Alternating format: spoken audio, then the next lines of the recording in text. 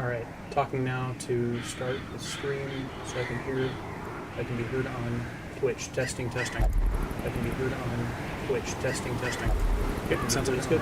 Twitch. Testing. Okay, sounds like it's good. Alright, now we're going to go over to YouTube real quick. Twitch. Testing. I can be heard on Twitch. Testing. Okay, sounds like it's good. Twitch. Testing. Alright, they both sound like they're fine. Alright, we can get started here. I think I have everything else ready to go, and we can just get after it this time. Yep, have my water, got it all. Alright. Okay, go back to the main screen and do an intro, and then we'll get started. What's up, guys? I'm the Blue Titan, and welcome back to another episode of Darkest Dungeon. Before we get started, if you'd like to see short form content, highly edited content that you'd watch on like a lunch break, somewhere between 10 and 15 minutes long, you can head over to the Blue Titan Space Gaming to see content like that. If you'd like to see long form content with all the edits, well, I guess the reverse of that, no edits, I mean to say, as well as all the conversations that I have with my chat, conversations about the game, not about the game, off topic, on topic, just talking about game design and talking about games I'm excited about in the future, and just having funny conversations with people that just throw random things at me in the middle of the conversation anyway. You can go over to the Blue Titan Space Gaming Space VODs to see content like that. Once again, that's the Blue Titan Space Gaming for short form content, and the Blue Titan Space Gaming Space VODs for long form content. You can also follow me on the Blue Titan on Twitch. The Blue Titan simply is the original, my original channel that I had before I started doing anything with YouTube, so it just has the Blue Titan as the name. So anyway, let's go ahead and get started. So in the last episode, we were trying to grind ourselves back into a position to be able to go and do the Crimson Courtyard. That's kind of really where we are. We need to go deal with the Viscount, which is the second tier boss there. Now, while doing so, we defeated the Siren, which was great, and the Sunken Crew is kind of next on the menu. We've got a few options for what we can do here. I'm actually not going to spend a lot of time on this page because for whatever reason, the game designers decided to make this Hamlet view, this world view, a lot louder on the sound. There's like a wind sound in the background, which is kind of annoying sometimes when you're recording over it. But I'm just going to simply say this quickly. I want to go beat the Sunken Crew. I want to go and deal with the Viscount, but I also want to go deal with the Miller. So that kind of puts us in a position where I have to look at my team objectively and say, okay, if I want to go do the Miller, who do I bring? And the answer to that is level 4 people. Well, we don't have level 4 people, so we got to get some guys up. Well, the next thing is, well, can we go deal with the Viscount? Well, yes, we can. I do have a bunch of level 6s, but again, we're delaying kind of the mid-game spike of getting some things from the Miller, and instead going kind of to the later stuff like the Viscount, and kind of, we're almost to the late game with some of those other things. So I want to go beat the Miller. I could have beat the Miller weeks and weeks and weeks ago. I just haven't done it. But I just haven't had a team of 4 guys that were level 4 yet lined up. It just hasn't happened yet. So we're going to go and try to do that if we can. So I think in order to kind of orchestrate that, what we need to do is take a group of guys here that are lower level, that are level 3s, and bring them in to the Crimson Courtyard or something like that, and level up on like a mid-tier mission, right? Like an orange tier mission like this one, for example. On the left side of the screen over here, that Gather the Blood mission. I'm thinking about doing that. The reason I'm thinking about doing that with the core group of guys who I have here listed at the top is because 3 of the 4 already have the Crimson Curse, right? So they can't be affected. Additionally, they all do fine in this mission. Generally speaking, yes, the Plague Doctor is very bad on this location, but this Plague Doctor is the Plague Doctor who could. The Plague Doctor who refuses to be anything other than a beast hater, beast slayer, Warren's tactician. This guy or this girl, I guess, I called her Ghostface for a reason, right? She's kind of a killer. She's like a stabber. She likes incision. She likes to use the bloody herb. So I'm not going to deny her bloody desire. We're going to take her and make her be what she wants to be, all right? But Ko here, you know, this bounty hunter, he doesn't actually have the Crimson Curse, but he's still really strong, especially when paired with the occultists. You know, the occultists can mark enemies, especially those little sycophants, those little mosquitoes, strip the dodge off of them, and serve up an easy target for the bounty hunter who can consume it and guarantee target every single one of them. We've also got Ghostface, as well as, I guess, rather, the Plague Doctor and the Vestal, who can both, like, stun, and we can stun, like, 3 enemies at a time, which will allow the other 2 guys to take care of those guys when necessary. Obviously not the really tanky guys, the supplicants can't be stunned, but, well, they can. They have 200% stun resistance. It's just not worth trying to. Instead, in that situation, we would just go for a weakening curse and just remove their armor, and then still go for the same kind of kill here. And if there's a bunch of sycophants, or I guess a bunch of supplicants, a bunch of armored guys, then we have 2 ways of removing protection. So this squad is good at dealing with the enemies. The only thing that their downside is they don't really have a real way of removing stress. So that's why we're bringing them to a shorter mission, right? That's why we're talking about doing short-term missions, not long ones, right? Like, stress is really only an issue over long missions, or if you happen to run into like a thing from the stars, or like a shambler or something like that kind of catches you off guard.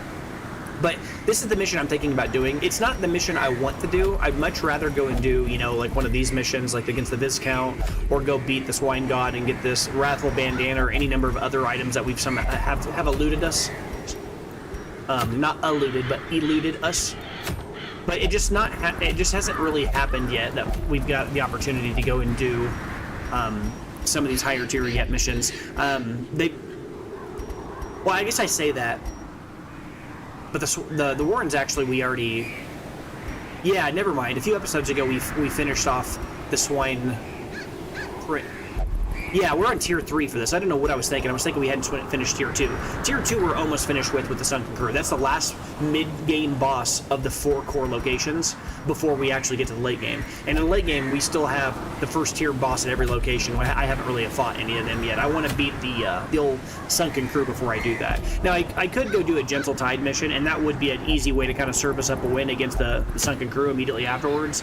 But I'd much rather my guys be level 4 to go do that. As I've said before, I like my guys to be level 4 before we fight bosses. It just doesn't make a lot of sense to go fight a boss with a bunch of level 3s in general. I just think that's bad form. So instead, what we're going to do is we're going to go do this Gather the Blood mission again. The only reason we're doing this is to try to get these guys that are all level 3 to a level 4 spot, so that we can immediately use them if we need to. We can kind of, you know, immediately what's the word for that? Deploy them into the mission that we want to, which would be the Sunken Crew if possible. It just doesn't line up here because all of our guys are level 3. We do have the one level 4 guy, I believe. One level 4, I believe. Yeah, Perry. Actually, he's pretty good. This is a great person to have against the Sunken Crew. I mean, in general, being able to Noxious Blast away like the Sunken Crew is not a joke. You got to remember, the Sunken Crew is kind of like, you know how every single location has kind of a theme? There's a creature type or an enemy type that's usually there. The Sunken Crew is unholy. It's one of the only unholy enemies that you'll ever see in the Cove. So you can sometimes like bring some unorthodox teams against it, like bring like a Crusader and bring like a Vestal, which we are going to probably end up doing. The Vestal is not being brought because she's good against the Sunken. Oh, because of her heals there. She's being brought because she can heal, but she can also deal more damage to the Sunken Crew than most characters. And stunning the Anchorman, the guy up front, is actually really important. That's the whole gimmick in that fight. Unlike Wilbur, which is what you have to deal with against the Swine Prince, Swine God, Swine, King, whatever you want to call him, whatever form he's in that fight, you never want to attack the little guy. Ever. But against the Sunken Crew, you always want to attack the little guy because the little sunken, anchor guy, he'll throw his anchor out, hook someone, and then just start sucking health off of you super fast because the Sunken Crew gets multiple attacks per round, and every single round or every single one of his turns that goes by or actions that goes by while the anchor's deployed on someone or connected to someone will lifesteal from that person. I don't think it's actually lifesteal. I think it's just generate health off of them, but I don't know if it steals the health. But he does heal him, and that's all that really matters, and that's obnoxious. So that's the issue. You got to kill the Anchorman, and that's if you kill the Anchorman, then the fight just basically becomes kill the guy who does a little bit of status damage and sometimes does a little damage to you, but it's not that big of a deal. That's the whole gimmick in that fight. Either way, though, I do think I'm going to go and I'm going to do a mission here on the Crimson Courtyard, because the goal here is just to get this crew of 4 guys here who are a pretty unorthodox crew of guys to associate with this location to a level 4 spot. Again, I already explained why this Plague Doctor is actually secretly a bleed-based build, and this occultist can strip armor off things and remove speed from, this ability is really good against supplicants, this ability is really good against sycophants, right? Armor removal, speed removal, or I guess dodge removal. She's generally just okay, she heals. She's not really that exciting in the sense that she's going to be able to like really fight them on the same axis that they attack us. the blood suckers, their real way of attacking you is through the Crimson Curse Affliction, which is less of like a damage thing, but it's more of like a stat check thing. It's more of like a, oh, now you're, you know, you've got this variance in your character's health and damage output, plus you've also got to deal with this other annoying little blood thing. The real damage that they deal, though, once you get over the blood problem, which is not an issue for us now that we have like 40 blood or something in our reserves, the real issue is the stress. She's not good at dealing with stress. That's not her thing. Her real thing is, you know, healing and stunning, right? But the reason I'm bringing her is because she's already got the Crimson Curse, and she'll be useful against the Sunken Crew if I choose to put her in slot 2. If I choose to put her in slot 2, what I'm saying here is I could build her like this. Maybe like so. And then if we did this, then I would be able to, you know, deal extra damage against Unholy, and she could just wallop the Anchorman or hit the bad guy. She can stun if she needs to. She can heal the whole party, which is really her most powerful thing. And she can also use Hand of Light here to increasingly deal more and more damage, which is the dream and what you want to do against the Sunken Crew. You can keep on spamming the extra damage against Unholy. Extra accuracy, all that's really nice here. The one downside of this build being, of course, if somebody gets hit and tanked for a lot of damage at one time, it feels really bad, but that doesn't matter because our crew will have the Occultist, which will offset that pretty well. So, all right, so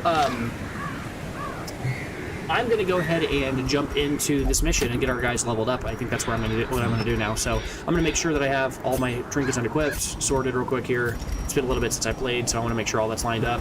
You'll remember we actually did pick up the Wounding Helmet here, so that's what we're going to be using on our Bounty Hunter. It's an item I've talked a lot about and how I was really excited to get this. It reads like it's got a lot of downside, right? But to me, this is a better Dismas's Head. It's obviously class specific, but Dismas's Head just applies stress at all times, or augments stress, makes it worse. But this ability, or this item, it gives the same damage buff, but the downsides don't matter if you don't care about the downsides, right? What I mean by that is the plus 20 or the minus 25% move skill chance. I don't really care that much about that on the Bounty Hunter because a lot of the enemies on this location don't move people. Yes, there's a few, but not a lot. And then in addition to that, this other effect on there, the minus 20% stun skill chance, he's not going to be stunning anybody. I'm not going to be bringing the flashbang, uppercut stuff that I normally would bring that stuns people. Instead, I'm going to be leaning into finish him, which does extra damage versus stun because we're going to have two other people that are going to be the primary stunners. So we can essentially ignore that Wounding Helmet effect. I think it's called a Wounding Helmet, right? Wounding Helmet. Additionally, we might actually literally just bring the Dismas's Head in addition to that. I haven't decided yet, but there are sometimes better options. I think in this particular case, I might consider bringing his Talon instead. I think extra accuracy is good because those little mosquitoes are obnoxious. They have so much extra movement, so much extra dodge, and the extra 10 accuracy helps here. Oh, hey, Cole. It's move skill chance though, not move resist. Oh yeah, my mistake. That's a fair call out, but it actually, in this particular case, despite my mistake, actually still doesn't change anything. I'm not trying to use Come Hither, right? In either case, I'm not trying to use. My justification for it was wrong, but it still doesn't matter either way because I don't plan on using Come Hither. But yes, that is technically accurate. Yes, I made a mistake there. I'm not trying to, and that's actually a very good thing to say in general because it's very easy to mix those two together. I actually did that in the first episode, but it wasn't move that I did that with. I made a comment about how I really liked the stun amulet. I think this was the item. And it was like plus 20%. No, it wasn't this item. There was another item very similar that gave like plus 20% stun resist, and I thought it said plus 20% stun chance. And I was like, oh man, this is just a strictly better version of another item. And I put it on the old Crusader, and it was kind of a wasted slot, and I actually took his stun chance down because of it. But yeah, the more you know, you should definitely read the abilities a little stronger, or a little bit better than I just did for sure. Thank you, Cole. Appreciate that. All right, so here I will go ahead and I will select realistically like probably just these abilities. Now that's the downside about the Wounding Helmet. Obviously, if it changes his movement, right? He can't use Come Hither. He can't use Uppercut. He really can just, and he can't really use Flashbang to the same effect. Like all of these abilities, Knockback and Stun is obviously worse with Wounding Helmet. Flashbang is obviously worse with Wounding Helmet, and Come Hither is not as good with Wounding Helmet. This is the build, right? This is what you have to do. Now, am I going to use Caltrops? No. don't really plan on it. But I'm just going to be just absolutely eviscerating anybody, because the combination between this consuming marks and this consuming stunned works very, very well with this guy. I think his combos are crazy here, right? This guy can mark people. These two can stun people. So we're going to have a lot of stun here. So it'll work out real well. I think my messages are more significantly delayed today than usual. I don't know if they're delayed more than usual, or if it might just be because I'm not catching them as fast as normal. I actually recently changed the latency a bit to try to make it be a little bit more like real time. It's not perfectly real time. It's never at the same level as Twitch, but said I just did 2 Shriek requests back to back. Eeks. Yeah, the Shriek requests are definitely annoying if you don't have like a rotating roster of people who are competent enough that you can give somebody like a week off in the spa. If your guys get rocked real hard by it, the extra damage and all the crap that they take can really suck. So I'm going to go ahead and level up the abilities of these characters before I forget, because I have some people that are under-leveled on their core abilities here. I'm not bringing Plague Grenade or Noxious Blast. These are bad in this location. Plus this, as I said before, this Plague Doctor is heavy in the bleed build, which is very off-meta, but will work fine here.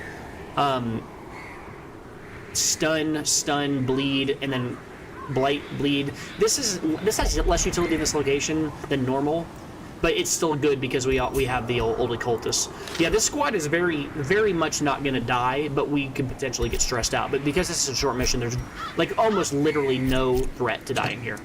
Oops, I meant to go back here. We have three primary healers, or I guess 2 healers and 1 person that can remove bleed and blight. So like we're good. All right, we'll go ahead and level this up. As I said, you don't need any of yours leveled up. It's already leveled up. Let's go with you. You need all of yours leveled up. And we said you're going to be essentially like not a battle vestal, but something kind of similar in a few missions. We're not doing that for now because you're not going to be in slot 2. We're going to put you in slot 4 or slot 3 alongside the occultist, because my ghost face here, this plague doctor, is going to be in slot 2, I think. Well, if that's the case, then all you can really use is Battlefield. No, I guess I have to use Vupont in that slot. Yeah, Vupont's going to have to be... Yeah, that's fine. You can't use Abyssal Artillery. No big deal. I guess I could give you Hands of the Abyss then instead. Then I'd have 3 stunners. Good lord. That actually would be good. Yeah, let's do that. So we will go ahead and... I'm going to switch to you first so I don't forget that. We're going to load up Hands of the Abyss here and switch over to that from our Abyssal Artillery, because my goal is to put the Occultist in slot 2, which will then give him access to this entire list of abilities here.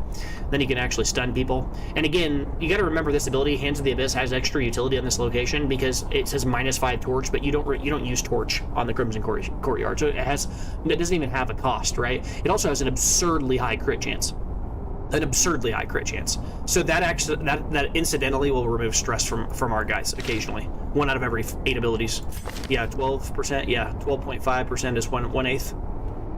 That's pretty good. All right, then from here I've got what you should all have level 4 abilities, right? So we're gonna pick her abilities here for sure. Divine Comfort. I don't need Divine Grace on her. Her primary purpose won't be as a single target healer. That will be Vupont's job. She'll be focusing on raw healing the whole squad. There aren't people on this mission that have stealth, but there are people with really high base dodge chance. So Illumination has a secondary utility here, right? Minus 23% dodge, which is really strong. So this is the build I'm going to go for here. You're in slot... I guess I have to put you in slot 3 if I'm going to do this. Can Ghostface actually stab from slot 4? No. You can't do Illumination, then never mind. We won't be able to use that at all. In which case, I have no choice. You have to use Divine Grace. Not exactly perfect, but that'll work out fine. She's got solid abilities regardless. All right, and then your abilities are all level 4, right? All right, so hers need to be leveled to 4, then we can go. Just using the core 4, you know? I like to use the other abilities as much as I can, but like, it's just the Vestal is so much better in slot 4 and 3 than she is in her other slots. But there are times where you can use Illumination and Hand of Light. These abilities do have utility. They are good. Weeks back to back, LOL. Destroyed the nest and the Shrieker in both. That's awesome. Yeah, that's a lot of gold to get that. Like, especially like when you're kind of down on money. Like, we've had a few situations where the Shrieker quest came up exactly when I needed it. When we dropped down and dipped below 60k gold or so, and I was like, well, I really need some extra money. And then the Shrieker's like, oh. We had that one back-to-back situation like you're describing a few episodes ago. I think it might have been 10 weeks ago or so in the game. You know, we had 2 back-to-back Shrieker events in a row, that is kind of terrifying when that happens, but it also is funny because if you do it, it can actually end up like giving you a windfall of, you know, sometimes almost like 50k gold, like out of nowhere, because you can end up with like 7 or more, you know, of the trapezohedrons. I think I had a mission, like the first time that happened back to back to us, we got 4, then we got 3. The other day I fought him, and then we got 5. It's kind of crazy how many of those can drop from that guy. But anyway, make sure we level up our characters' armors. This is something I sometimes forget to do, or it's easy to forget, because once you get your abilities leveled up, you feel like you're ready to go, but like your characters also can level up their armor, so make sure you don't forget to do that, because it can really be costly in terms of just raw damage output. Now, one of the things you might notice is we're down to 50,000 gold.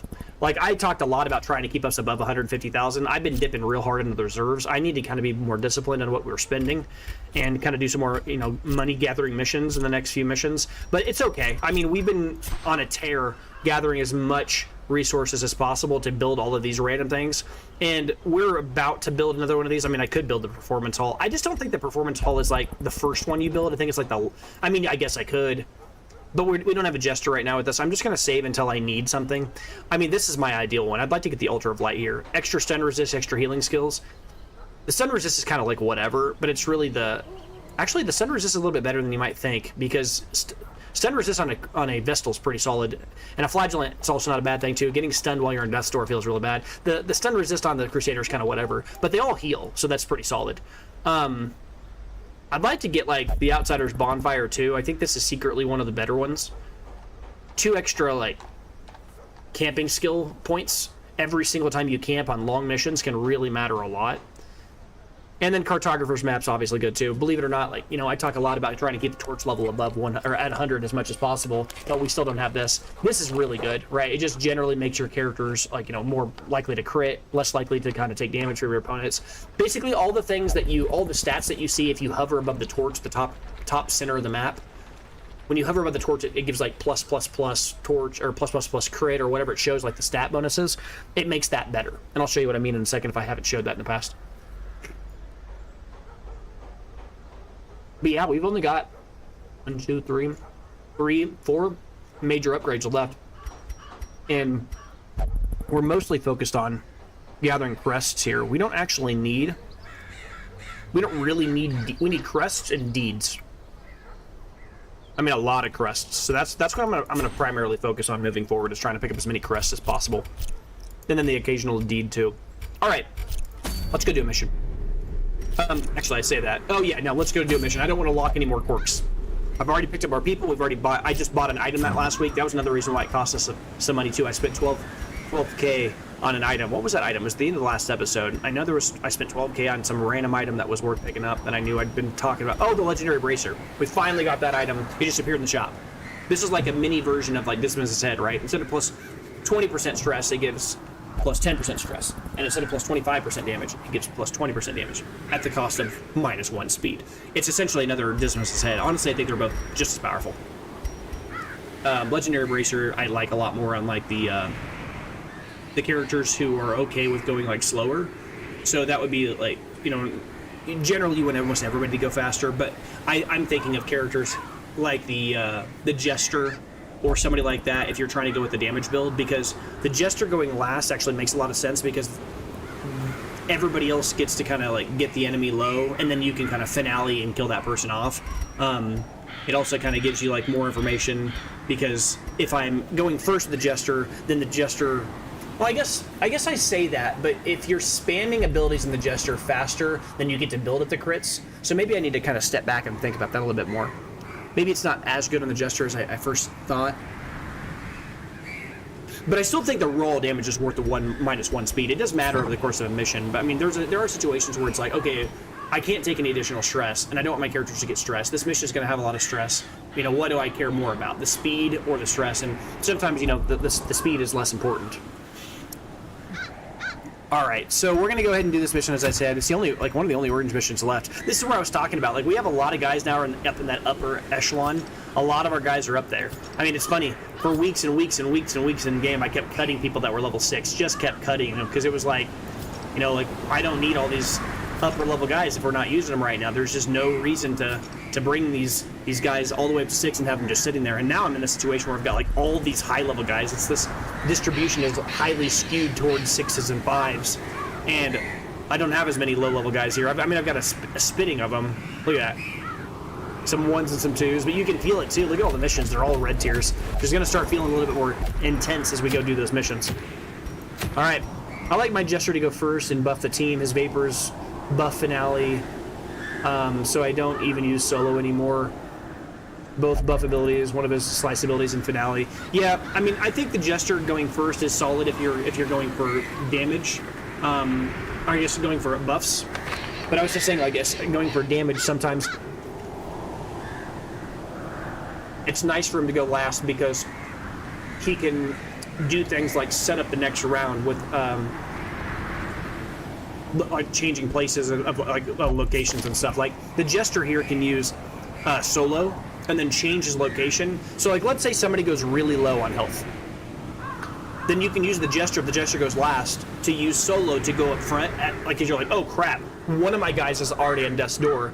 I need to protect him, but I don't have a healer, right? I have the Jester, I don't have a healer. So how do I do that? Well, in this case, you could use Solo to slide to the front, mark yourself, increase your dodge so that you can kind of like tank, pseudo-tank for a round or two, while you kind of stabilize on that character who's on death's door. So it's almost like he's like taunting, look at me, look at me. So having the Jester go last sometimes can be a safe thing because he can kind of put you in a situation where your guy actually can like save the day and kind of like make everybody focus on him. You could also make the argument though that you only got to that point in the mission though because the dude is slower the whole mission, right? If he's slower, then he doesn't get to attack, so your opponent's got to go first more. But it is only -1 speed. I don't think it really makes that much of a difference. I mean, it's not good. Slow reflexes sucks, right, in the game, but it's not that crazy. I think the Bounty Hunter could be slower to give someone the chance to mark a target. I think that's extremely accurate. Anybody that needs to consume a buff, anybody that needs to wait on move speed, right? Like I do like having my occultist go super fast. I like my Vessel go super slow, but I want my occultist to be fast as heck. Because if my occultist is fast, which he's not right now because he has a Crimson Curse, but if he's fast, he can remove armor, he can remove dodge, he can do all kinds of stuff. He can stun people before they get the chance to move. Generally, the occultist, again, he's an aggressive support, so you want him to go fast. He kind of attacks the enemy to get his value, whereas the Vessel's kind of like, where am I needed? She's like a battlefield medic, as it were. Well, not exactly, because an Arbalest is the literal battlefield medic. Either way, let's get into this mission. I want to do this one. I know I don't have any items yet. Alright, so we're going to go ahead and lock in some trinkets here on these characters. I guess I meant to say trinkets, not items. Sacred Scroll will leave off this time. I do care about her stun ability here. Oh, right, we're switching these characters around. Let me go back one step, my bad. I want you here. And you are here because you've got Incision. Yeah, so my Vessel needs to be in slot 4. Yep, I don't have any items or any trinkets again. Alright, so you've got your items, you've got what I want on you. And then you, of course, are going to be using Demon's Cauldron here because you can stun from any slot. Well, not in for any slot, but you can Hands of the Abyss from a slot, and you can do all of your debuffs from slot too.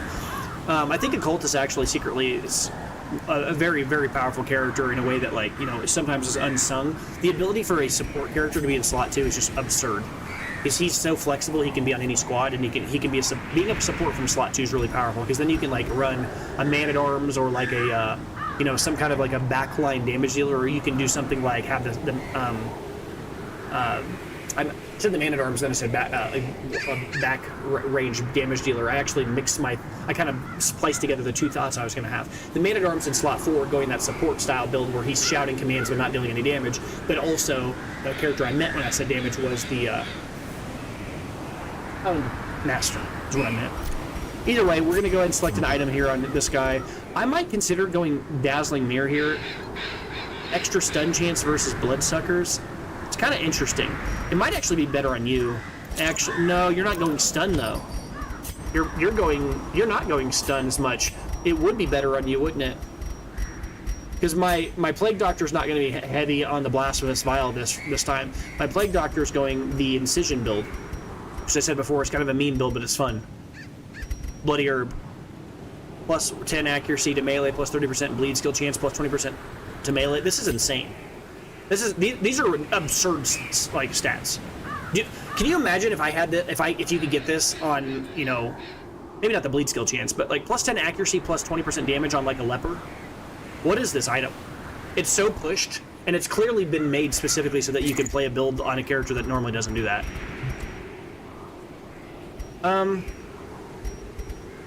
Huh. Extra damage versus marked. I can't wait to use this item. Getting that from Wolf was big. This is the item I was using before. Plus 25% raw damage and plus 35% bleed skill chance. I mean, the enemies already have no chance to dodge bleed. These are Crimson Curse enemies. So this literally just reads an extra 25% raw damage. Is that good? I think so. Even if it's, you know... It's kind of funny. Even if it doesn't get the chance to use the secondary half because... we don't have the set bonus. We don't have both copies of this item, or like the two. Remember, I've talked about this in previous episodes, but the items that you get from the Crimson Courtyard, the ones that have the gold leaf kind of like border or whatever, you need two of them. They always come in pairs to get the bottom section that's like kind of grayed out. It'll turn lime green whenever you have both of them. Just like I have Mark of the Outcast and Lioness Warpaint. These are both the two for the Hellion. We have both of them. When you put both of these on the Hellion, it turns the bottom section turns green, indicating that the set bonus is active. That's, you know, like kind of classic Diablo stuff, like, you know, from the old game Diablo that very popular in the 2000s. All right. Do I go Legendary Bracer on you? I don't think so. I think crit is probably better here. Speed, extra stun skill chance. Yep. Yeah, I can go Dazzling Mirror and not feel too bad. Like, extra speed versus Bloodsuckers is pretty solid, because then he always gets to stun, right? And then you... Sacred Scroll is nice, but, like, I think I'm going to have to lean on you a little bit more for damage than I'm really... Well, maybe not. Maybe not. How often are you going to be able to stun? Can you stun from slot... Yeah, you can stun from slot 4. I don't want you to not be able to stun. I want you to be more accurate with stun, so I'll probably lean into, like... It sucks because there's not a healing item that doesn't punish her in some way that sucks in this location. Junia's Head is the best, like, you know, one of the best healing items in the game, but the plus 20% stress matters a lot in this location. The Sacred Scroll extra healing is great, but then minus 10% stress is good, but the fact that she has less chance of a stun sucks, and the less damage sucks too. But I guess it's not that big of a deal. I can still roll with this. Less stun skill chance is not exciting. This is the Profane Scroll. We finally bought this. I'm super excited to try this at some point. This is the item we're going to use when we fight against the Sunken Crew. This is the equivalent of the Bloody Herb for the Plague Doctor. It allows the Vestal to kind of be an aggressive character. Could you repeat how many weeks it takes for infection to go from 0 to high at locations in the Crimson Curse? Like how long it takes before Bloodsuckers are ubiquitous? I'm sure you've covered it, but I don't recall. I actually have never said anything about that. I don't know how many weeks it is. My guess is it's 5 to 7 weeks per time period. That's my guess. I'm guessing 5 seems like a reasonable amount. That would seem reasonable. I'm guessing it's 15 weeks till total infestation. I don't know that. I guess I could find out very quickly for you. I mean, that's worth me knowing too, actually. That's the only reason I'm really looking it up.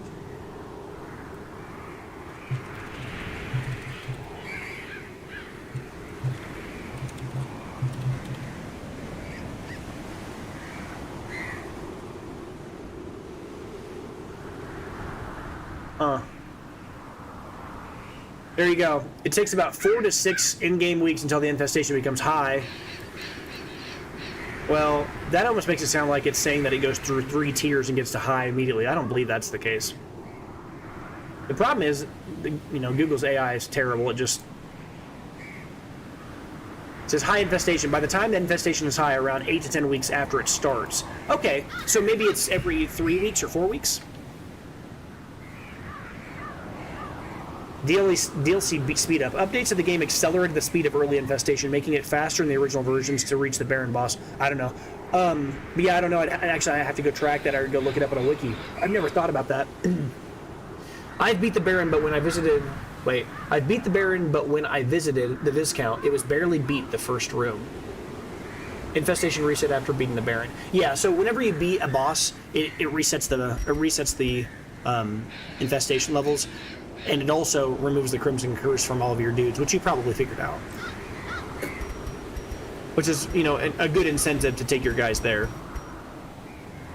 Maybe I just give her the Solar Crown, like remove her chance of getting stressed out. It's not exciting, but it's solid. I mean, I could also give her Toma healing, but I just don't really see like the extra healing mattering that much. We've got 3 dudes that heal. I mean, we're not going to die from health, assuredly, right? Like, health can't be how we lose this mission. I could only imagine it'd be the stress. I mean, you could also make an argument that perhaps Uncloak is better because the extra dodge could make it so she just doesn't even get hit in the first place. I'd have to run the numbers on that. I wonder if Solar Crown is better. Like, I feel like Solar Crown's best utility is on a character like the Flagellant, who steals stress from people, right? Because he takes less stress from other targets, but he also steals stress from people. Then you're intentionally like tuning it down when it goes onto him. Sorry, I barely beat the first room, got my butt kicked. Oh, okay, gotcha.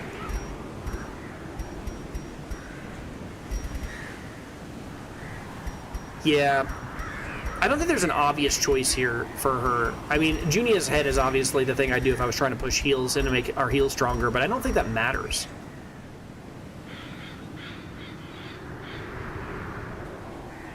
This is so funny. Baron's Lash, plus 75% debuff resist if has Crimson Curse, plus 4 speed if has Crimson Curse, and plus minus 10% stun resist if has Crimson Curse. Such an interesting item. The thing is, I don't know how to evaluate debuff resist. I know how to evaluate debuffing your opponents. I know how good that feels. But debuff resist, I don't know. I'm not sure how I feel about that. All right, let's go ahead and do a mission here. The Cove? Come on, dude. Try to take me to the wrong mission again? All right, we're trying to go to the courtyard here. That's one downside about talking to chat while I'm doing that. I can't be like anal retentive like I sometimes am. I can't just constantly check to make sure that I'm at the right location. Sometimes I get to chat and I look up and all of a sudden I'm at the wrong location. All right, let's go. This is the right location this time. All right, we've got 1,000 healers here, like a lot of healers on the squad. So I am not bringing more healing than I normally do. I'm just gonna bring 8, and that's already more than we're probably gonna need because we're gonna heal a lot off of these guys. The only thing I'm bringing this for is specifically hunger checks. That's all it'll be for. 3 shovels is enough. The one thing about this location you gotta remember is there are flower pots and there's rubble. So sometimes it's worth bringing an extra shovel for the flower pots. I mean, last mission we did, there were actually 2 flower pots and 2 rubble. This is a short mission. We're probably not going to need all of them. I'll bring it. The anti-venom you really don't need here. The only reason you use anti-venom is because the supplicants, not the sycophants, the supplicants, the head crab guys that are like a weird insect wrapped around the person's head, the ones who have really high stun resist and like no blight resist, or like absurd blight resist, they can apply blight, but it's not that big of a deal. Like, really, we've already got a plague doctor that can handle any incidental blights that we take. Also, bandages, they have use on this location because you can use bandages on random curios, but it's also not that crazy on this location. Again, bleed is not that common. There are a few of the aristocrat guys, like the guy who has the rapier. He will apply a bleed, I think, sometimes if he does like one of his like abilities where he attacks 4 people at once and stabs from the back line. But it's not usually something that you think a lot about, and we've also got so many healers that, again, I don't care that much about it. I'll bring 3 skeleton keys. Again, on this location, the skeleton keys are less important. Treasure chests... Oh, actually, that's incorrect. That's incorrect. There are special treasure chests on the mainline story locations of the Crimson Courtyard, but the regular Crimson Courtyard missions just have the same treasure chest as regular locations. So if you do like a Gather the Blood mission, you're going to see regular treasure chests. And I say regular, I mean the normal gold ones with the key. But if you do like the longer ones that actually end with like, you know, you fighting against the Baron or the Viscount or whoever, then you'll see skeleton key usable, like, you know, treasure chests, but they have a different look to them. They've got like a little blood symbol under the key slot. Usually those actually drop like a special item, I think. Like one of the Crimson Courtyard special items. The medicinal herbs are fine. Again, I don't really think that debuffs are going to matter that much here. Holy water has a lot more use in this location than you might think because there's fountains that can help you like remove stress. And then after that, torches have their main use in accuracy. You can also use them on like egg sacs to like remove stress. It's unique to this location. Remember, it's such a weird thing. On this location specifically, if you use the torch on the eggs, you'll burn them and then remove stress. But on every other location in the game, it doesn't work that way. If you use the torch on the eggs, it doesn't do anything. Kind of weird. But, you know, when we go to these missions in general, sometimes I intentionally attack those eggs anyway so I can gather extra blood. But we don't even really care because we've got 1,000 blood. We did like 3 missions in a row there yesterday, or a few days ago in real life. multiple weeks in game in a row to go there to level our guys who all had the Crimson Curse. It was like, well, I can go into the nest of the insects because they can't hit us. They can't give us the Crimson Curse. We already have it. So, all right, very very low like inventory mission, which feels really good. Feels like the last multiple episodes in a row in game that we've had like so many items that we saw the collector every 5 minutes. It felt like. So let's go ahead and go in there though. Yes, sir. Courtyard short. Gotta be very careful to make sure that's correct here. So you said, sorry, I barely beat the first room, got my butt kicked. Are you talking about the first room in the Crimson Courtyard, or are you talking about like you have to be talking about the first room, like the literal first room that you ran into an enemy. You're not talking about the first wave against the Baron where he like puts his egg sacs out, right? Like, what do you mean by that? You barely beat the first room. What room?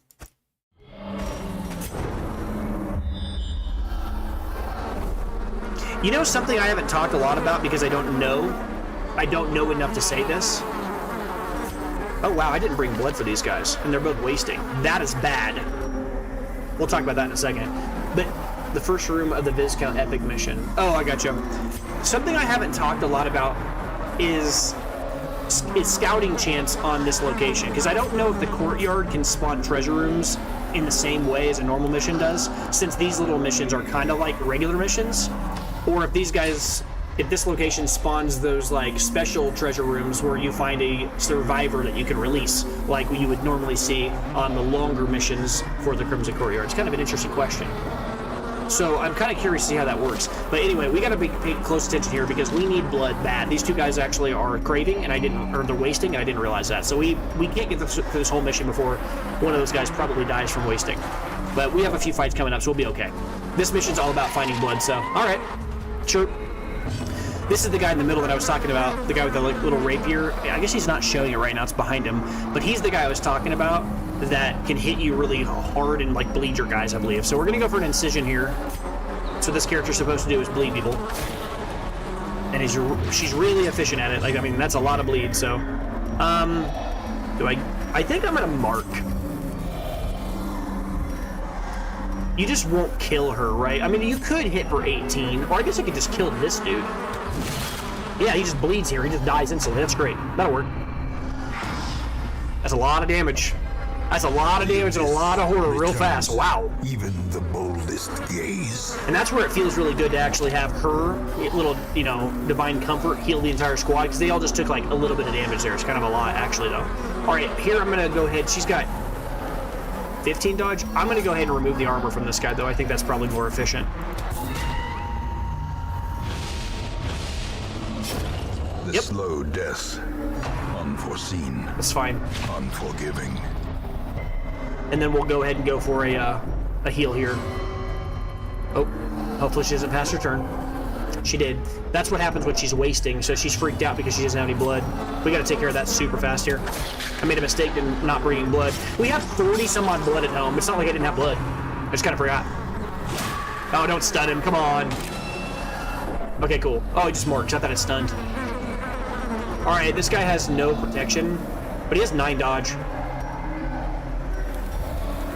I guess I could just kill her, though. Let's just try to kill her. Continually onslaught. Destroy. Now, this guy's not marked, but he has had his armor removed, so he should just maybe not die, but get close. Down to 2 is pretty good, so she can finish him. I'm not going to do it, though. I'm going to go for the heal. That's kind of greedy because every round that goes by, I think, actually ticks towards their wasting. I need to heal these guys, though, because, I mean, I'd rather... Yeah. Alright, sure. He's the only one that doesn't have the Crimson Curse, so I'm kind of expecting that to happen before the mission ends here. Hey, Jimmy and James. Hi, everyone. Just wanted to make sure... Okay, hold on. Hi, everyone. Just wanted to let you know your in-game sound is super loud, almost over your voice. Okay, let me look at that real fast here. I appreciate it. Well, I have my game sound like pulled down to like the green, like below the green section on OBS. I don't really know if there's much I can do there without messing with like the normal way I have things set up there. my voice is also, I don't know, my voice is also where it normally is. Huh. I'm not hearing that from the people over on YouTube. Let me know if it continues to be that way. Okay, almost loaded than your voice. What are you saying there? Almost lower than your voice, maybe? I don't know what you're exactly saying there. I appreciate the comment, though. I mean, I need to know those things, so we'll go for a kill on this guy. Should just kill him. As the fiend falls. Oh, no blood's a bad sign. But hopefully we'll find blood anyways, because, again, this mission has 3 winemakers reserve things, so we should probably be fine. But we are a little concerned due to the fact that I made a little boo-boo there, not bringing blood. Now it must be carried home. I think I'll be okay. The background audio is a little high. Okay, let me fix that. Then I'm hearing that on YouTube as well. Okay, I'll just turn the whole thing down. Then we'll go down like maybe like this. Oh, I'm not actually changing it. Let me go in here to the filters, game capture here, and I'll go to filters. Wait, what? Oh, desktop audio, not game capture. Oh, that's the visual capture, not the game capture. Limiter, threshold. Can I turn this down a little bit? Maybe if I turn this down to like, I don't know, 25 or so, is that better?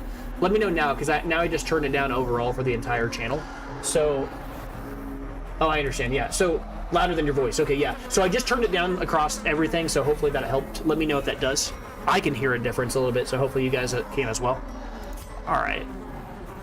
Oh yeah, the mosquito's buzzing, I'm sure, is obnoxious. All right. Give me some wine, please. Don't make me wait till the end of the mission for it. Don't make me wait till the end.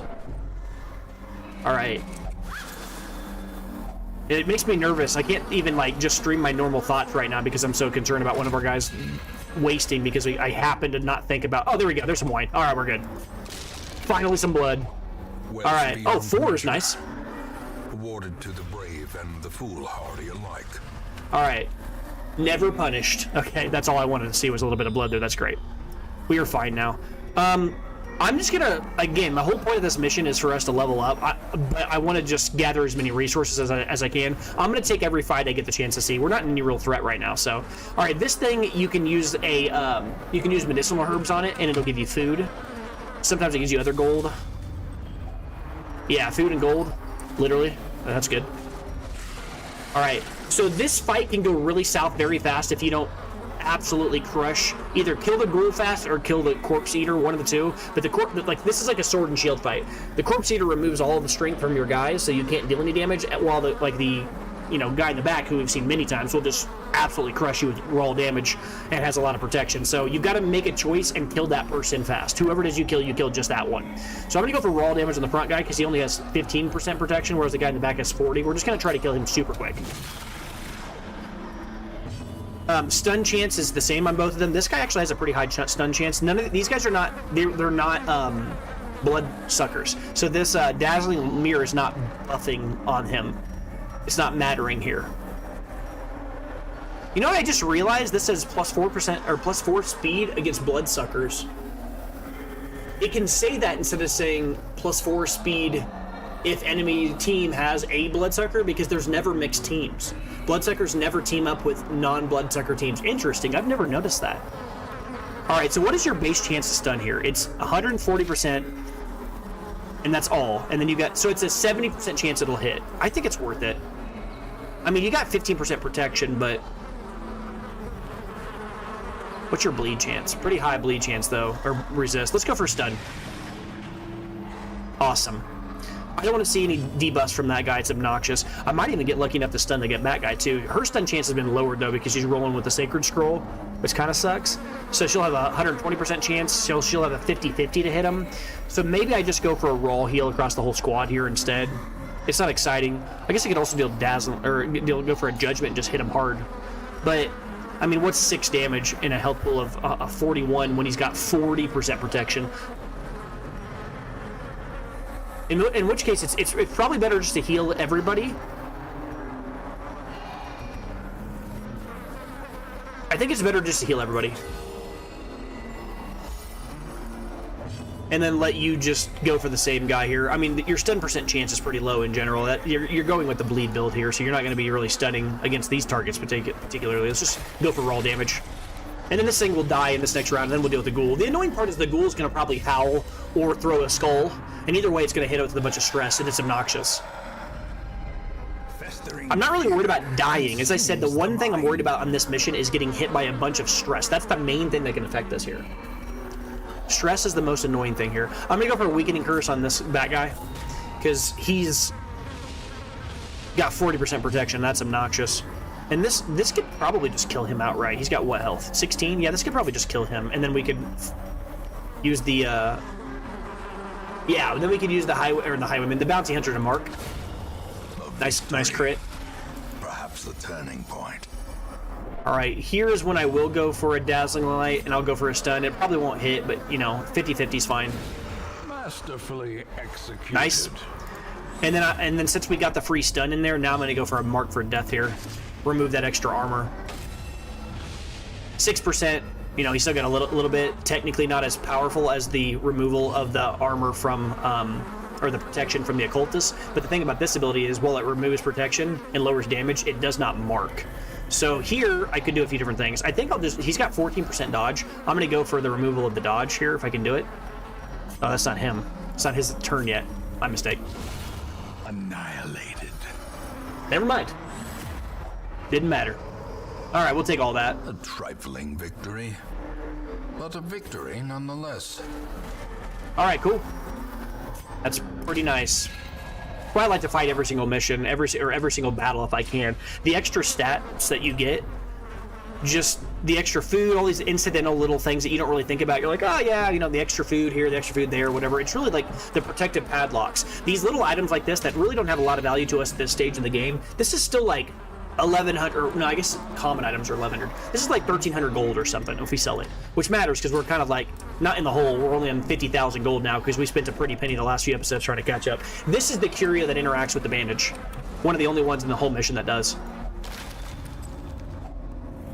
Yeah, I mean, the thing about the busts is the busts now have diminishing returns. We're starting to reach kind of that like upper echelon of the game where like we don't need busts as much anymore, because we've almost unlocked everything that they unlock. I mean, realistically, oops, wrong item. I was gonna get rid of the bandage. Or I guess the food, yeah. We've almost unlocked everything that you use these on. I wish there was something you could do with these after you unlock everything. Will find no clemency in this place. Maybe there is and I just don't know it. Oh my god, this is a comp. This is kind of challenging. All right, These guys are not a joke, and there's 4 of them. These are usually like mixed teams. This is actually a challenge.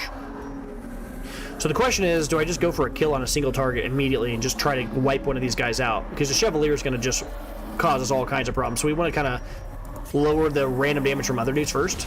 Oh, awesome. That changes the tone of that fight a lot. Awesome. All right, we'll just go for another kill on one of these guys then. The fact that we killed one of those super quick before the fight even really began was very helpful there. Chevalier's the annoying guy. He's got no chance to be hit for full damage though. Okay, hold on.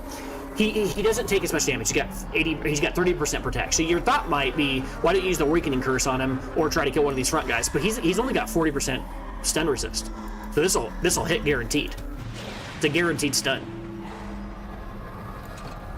And those are the guys that really put a lot of damage on you out of nowhere, so I'm going to take care of that. Your bleed's what, 3 per round? I could go for a stun on you too. I'm not really bothered by the courtesan, the girl in the middle. She doesn't really apply damage, she applies stress, and we've got loads of stress to give here. We're fine. So let's go for a stun on the Esquire in the front. He's the annoying one that can apply all kinds of like annoying things. Well, he resisted the stun, unfortunate. That's fine.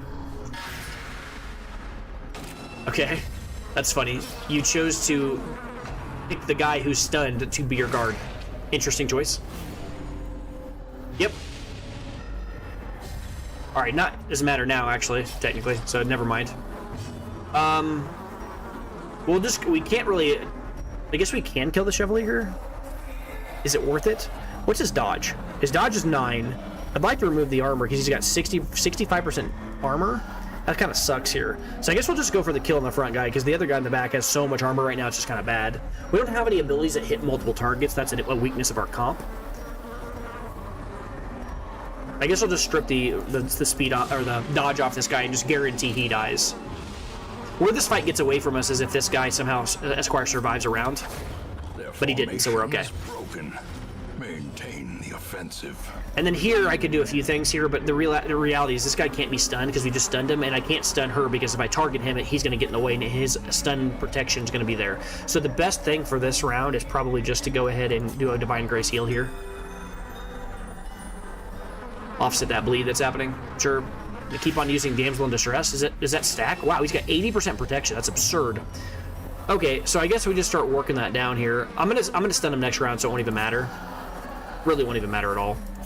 But I'm certainly not gonna try to just do raw damage into a dude that has 80% resistance. That's fine. All right, yeah, sound is better. Good to hear. Cool. Why are they all giant? Yeah, why is every enemy giant? Yeah. All of our dudes are small. I didn't even think about that. That's funny. All right, again, high levels of protection here. We got a few choices. I could just stun. I think the choice here is to remove the armor.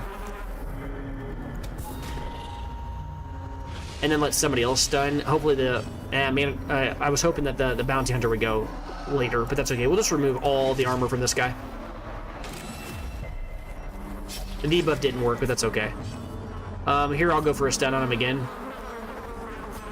Actually, I don't want to stun him. And then afterwards... No, it's okay. It's okay. Let's go for a stun. What I was worried about was like him getting stun resist, and like, you know, I wanted to make sure I did the damage to him while he was stunned. I was hoping to land finish him on him and use this finish him ability on him, but I'm not really worried about that. I'm just trying to stun him so I can actually attack her. So if I can kill her, she can stop adding all those buffs to him. So she's just gonna die next round. Mind your manners is fine. She's just dead next round. All right, we're good now. Yep. And then now I'll use the heal on our Vestal. I'll have her heal herself, and then you will... she's gonna die on her own, so we'll just remove the what remains. Oh, dodge off of this guy here. I could, you know, stun him, or try to go for a stun again, but it's just not likely that it's gonna hit, so we're gonna go for raw damage. And then it should now be us. We're faster than them, so we should go here and just kill him outright. Decimated. And then we get a free heal here too.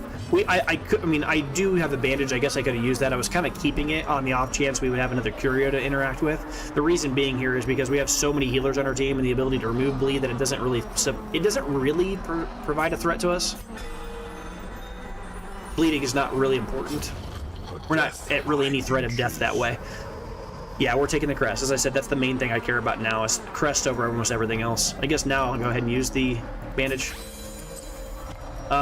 The deeds I want to. As I said, I want deeds a little bit. I don't really care about busts as much. I will take this one stack on the off chance that we do still need a little bit more to finish. I guess we haven't finished upgrading the tavern yet, and I think it takes those. I could take the medicinal herbs with us, but I think the deeds are slightly better. Of course, we'll take the blood. If I had left that, I would have been a little embarrassed. All right, and then we'll see if this has got anything in value. I mean, yeah. Good lord, we can take everything, huh? Worked out real nice. For a second, I took it so fast, I actually thought for a second we left all that stuff behind. I was like, wait. Didn't say anything, but I was a little nervous for a moment that I'd clicked the wrong button. All right. First use of a shovel. Oh, actually, that's not true. We had a flower pot. This is the one that I think if you interact with it, it removes stress, but none of our guys are super stressed out. I guess you have 11, so it's still technically worth it. Oh, wait. No, it just gives treasures. No, it does remove stress. Trinkets and baubles. Okay. Oh, great. Paid for in blood. Awesome. Again, I know that we can, I can just loot all that instantly, but sometimes I drag it slowly because it gives the narrator a chance to talk. It slows me down a bit. Cool. As I said, this mission shouldn't really pose an enormous amount of threat. We're really just kind of scooting through here. Just trying to level our guys up. Now, if we interact with this, there's a chance it has treasure in it, but there's also a chance it bleeds us. I don't really care about that, right? So, like, whatever. Even if it bleeds us, you know, the gold is probably worth going for anyway. I don't care if we get bled here. It doesn't matter to me.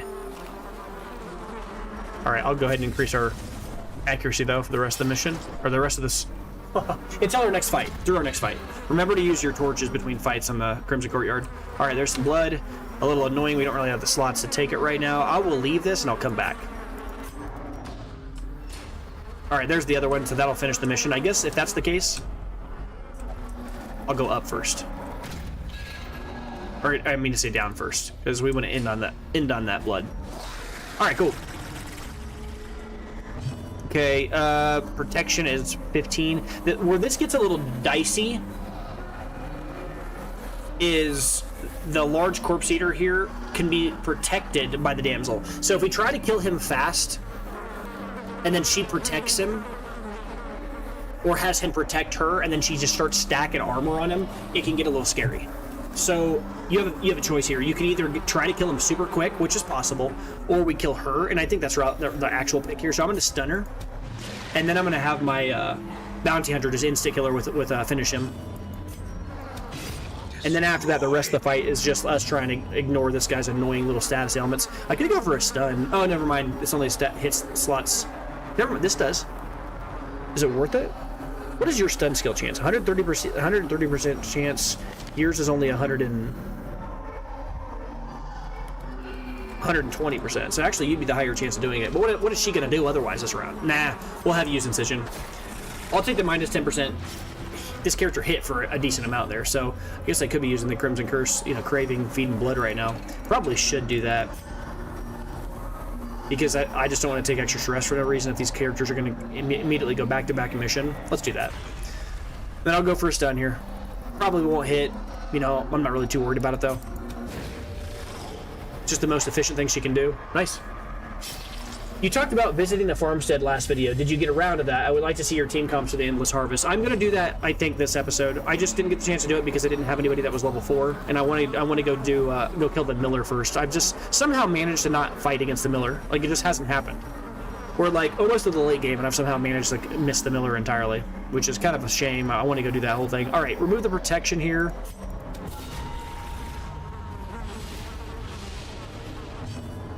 Should be able to kill him this round. All we gotta do is get the bounty hunter to hit. He's probably gonna hit for 8 million like he's been doing. Makes it so the other characters don't even need to attack. I'll go for a team heal here. Even though he's got 9 that you can heal, she's got a little, so. Okay, sure, you don't want to be healed, that's fine.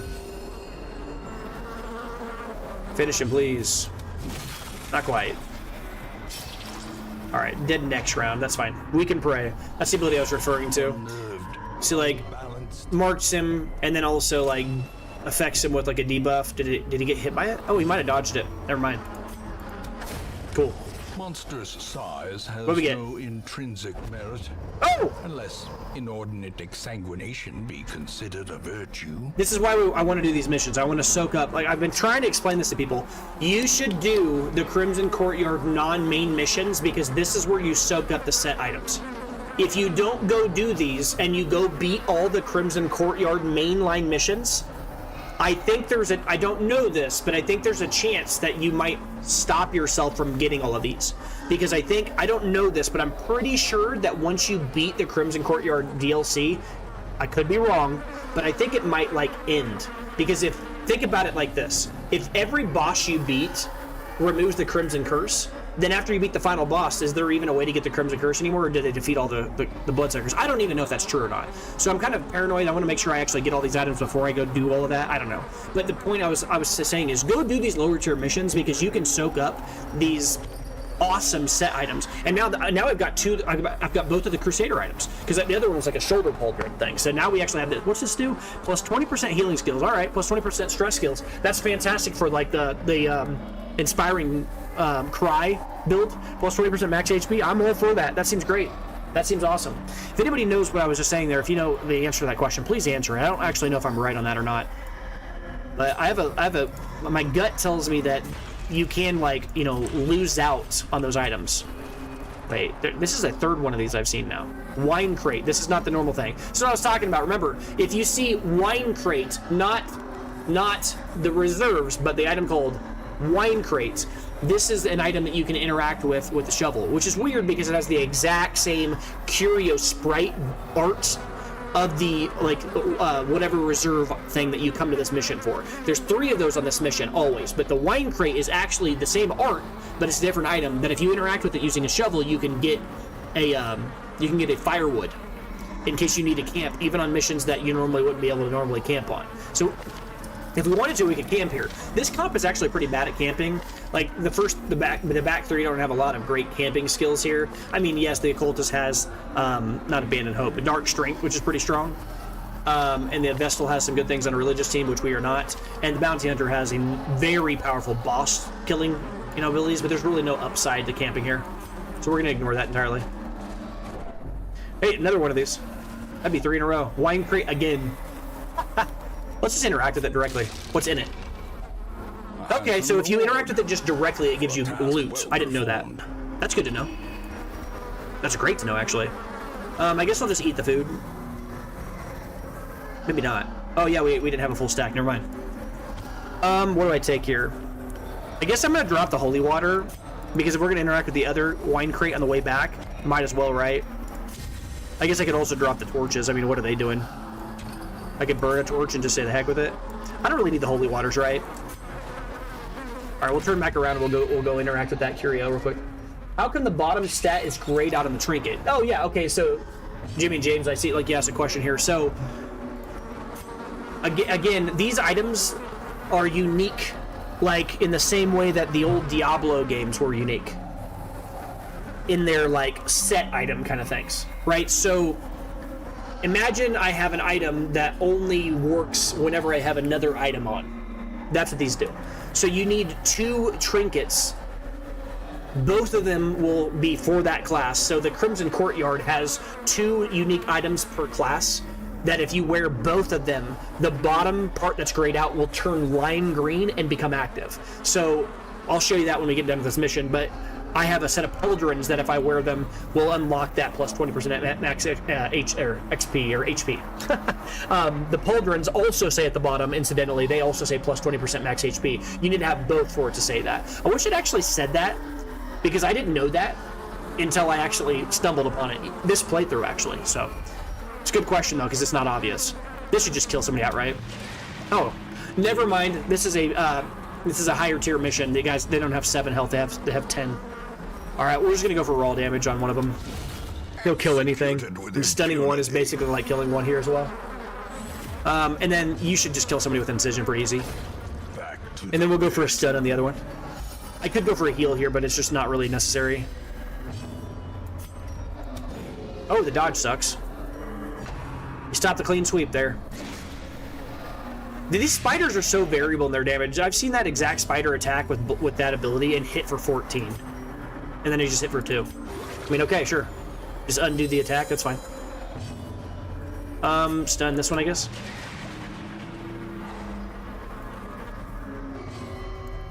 Okay. Should remove your... Press disadvantage. Give them no quarter. She did what she felt like. That was actually what I was going to do, so it didn't matter. Be gone, fiend. Cool. All right, we'll take the money. We'll take the crest. As I said, crests are our main thing we're hunting now at this stage in the game. I care about crests more than I care about almost anything else. What do I drop? I'm not and money. I want money. So I guess I could drop a shovel here. That's a little greedy because we could see an obstacle, but do I care? Like if we run into an obstacle, what's the worst that could happen? We take a little stress. I mean, if we don't see the obstacle, we don't see the flower pot. The flower pot has some rare items in it. Some, not rare items, but just random items. I guess I don't care. I'll just drop the shovels. We're not going to take the jade, unfortunately. The disease charm is cute, but it's just not like, we don't have the slots to... I mean, I guess I could drop the torches here. Maybe that's what I do. Keep the shovel on an off chance. But again, I don't think I take the disease charm over anything in my items, right, over this, right? I'd rather take a half stack of crest at this point than that item. All right, let's go. I don't think we're at a point where I'm going to be taking combat items ever, unless I have literally stark nothing in my inventory at this stage. Cruel machinations spring to life.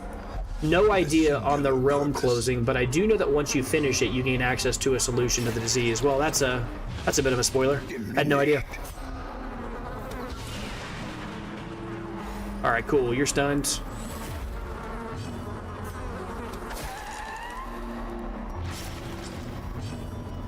right, we'll heal here. The wounds of war can be healed, It's nice whenever you stun but never hidden. these little sycophants because they're so fast. They're obnoxious. What's the bleed? You're just gonna die. Maybe I'd go for you. Confidence surges as the enemy crumbles. The fact is, this guy's gonna get to attack immediately, but like I'm not as annoyed by him as I am the little like mosquitoes. They're just more obnoxious, and they always go first. This will just. Oh wow, just killed him outright. That's fine too. Awesome. Oh wow. Yeah, unfortunately the ruby's probably not sticking with us here. Triumphant pride precipitates a dizzying fall. A ruby's just not worth it at this stage in the mission, guys. We have one hallway left. It's not happening. Always feels bad finding a ruby and not being able to take it, but what can you do? Wine crate again. I just interacted with this directly. I could again use the shovel on it to show you what I mean, but I really don't want to waste the possible loot that we get out of it. Oh, okay, it can do bad things. It can give you a disease. I wonder if that does. Oh, it's a regular disease, but we can't catch a disease because we already have the Crimson Curse. So that's literally like no downside then. If you have the Crimson Curse, you should interact with that every single time because if it gives you, you can't catch a disease if you already had the Crimson Curse. That's awesome.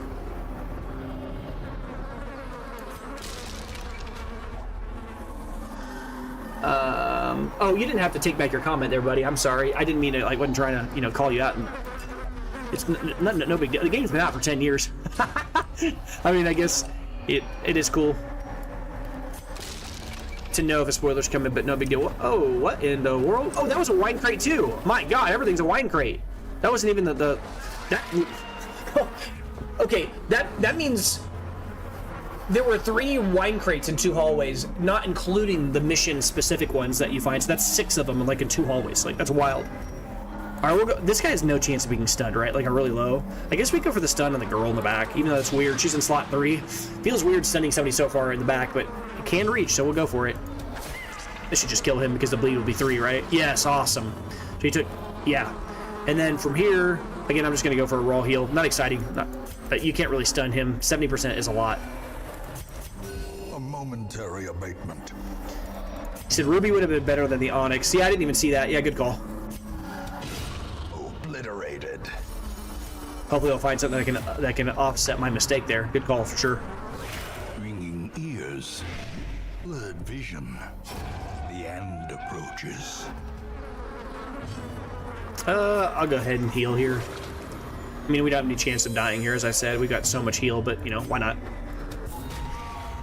Yeah, that makes me irritated. I did keep the Onyx over that, didn't I? Good call. Sucks to suck.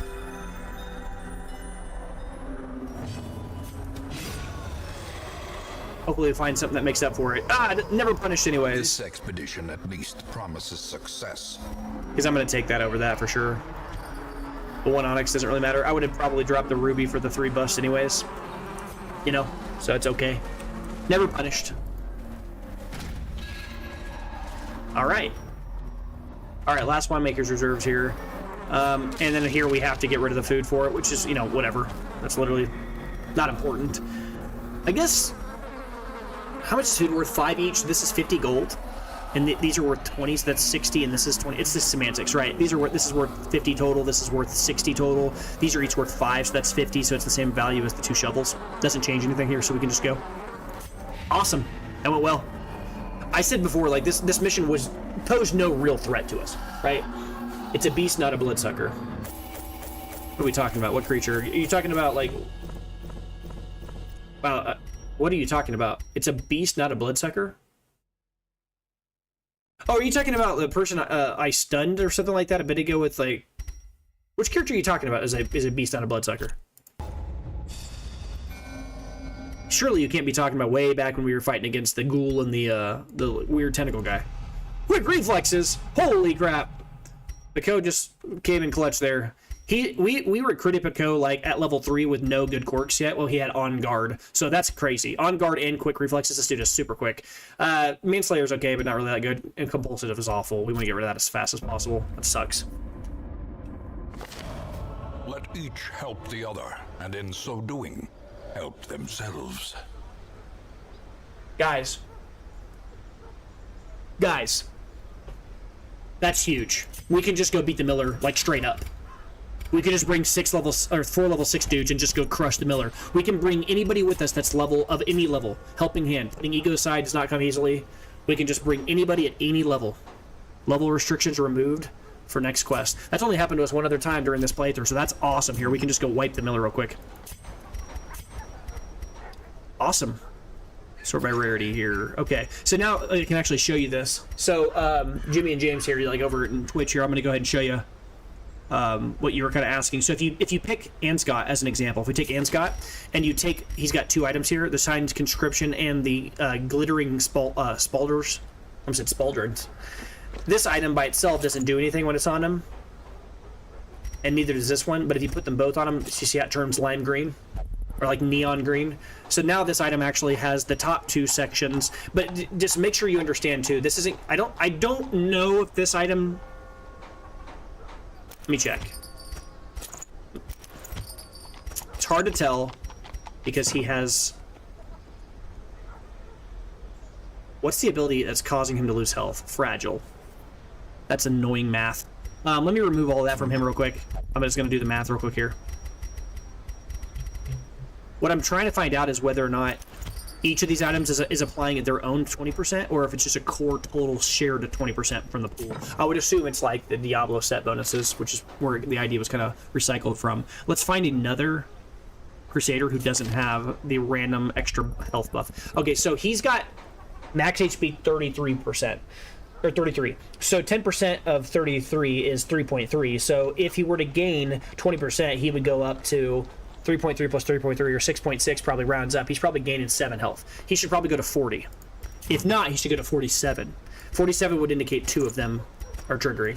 40. Okay, so it's a set save. Okay, it's both of them together. Yeah, so when you put both of these on together, this is the 2 of them are sharing and together are giving 20% total, not 20% and 20%.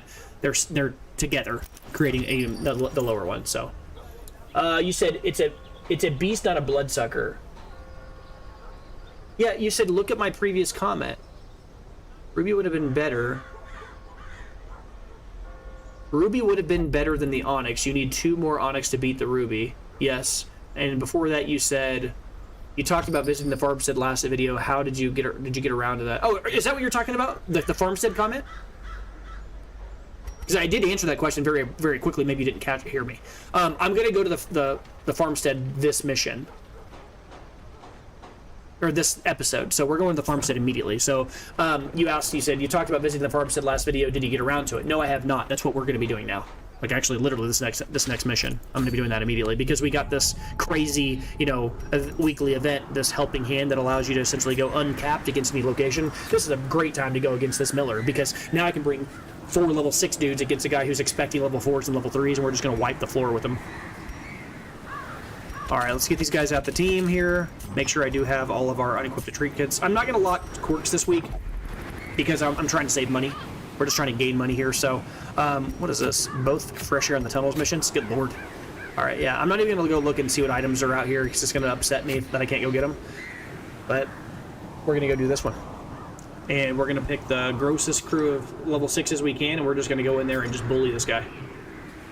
All right, so one downside to this location you got to watch out for is the Crimson Curse really sucks in this location, right? Because you have no ability to like stop your characters from gathering more and more stress, or not more and more stress, but more and more like need for blood, and you can't find blood natively. They're easily on the mission. You can't just find it, so you got to really over provision with blood if you're going to bring blood. And I probably will here. But if I do bring the Flagellant, I probably need to. I probably have to concede and bring an item specific for that here. I probably need to go to the Nomad Wagons, or I guess the Crystal Merchant, and I probably need to buy the Flagellant's bleed item, the acidic husk ichor, to give extra chance of bleeding against the husks because I don't want to take a chance. Well, actually, maybe not. Because even though they have higher bleed resists, our guys are level 6. This guy's level 6, so he's going to have enormous bleed resist anyway. Or a chance to bleed against them, like, way more, and it might offset that because the guys are over-leveled. All right, Cole, you said, I sent you a text. I guess one of my chats isn't showing up. Oh.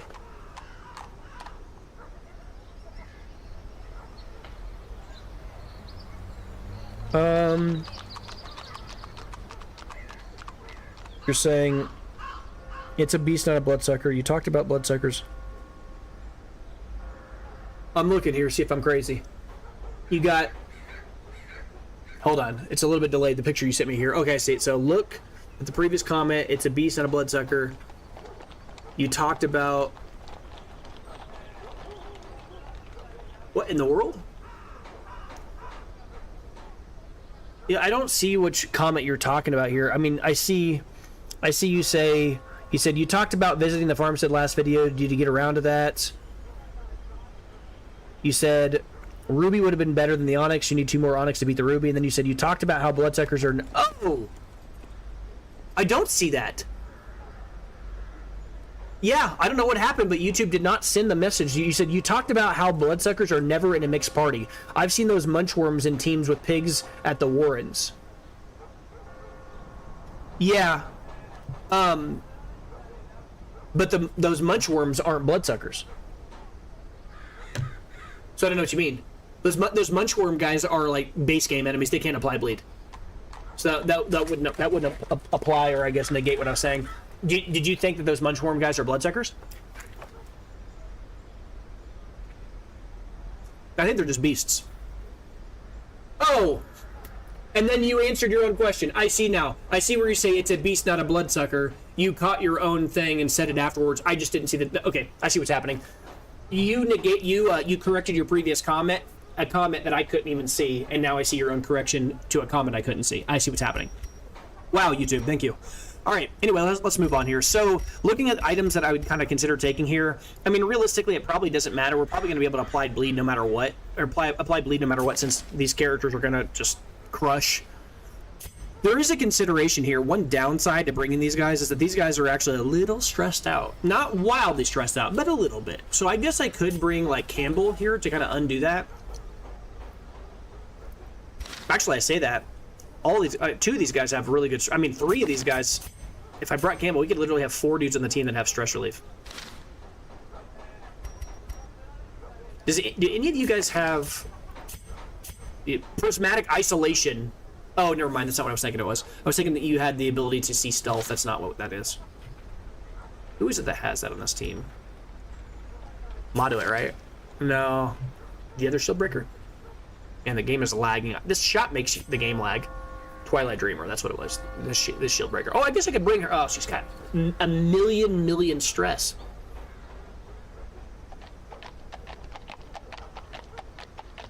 Huh.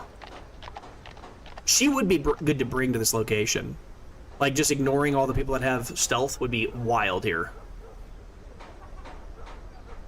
And she is level 5, so she has access to everything. I could bring her.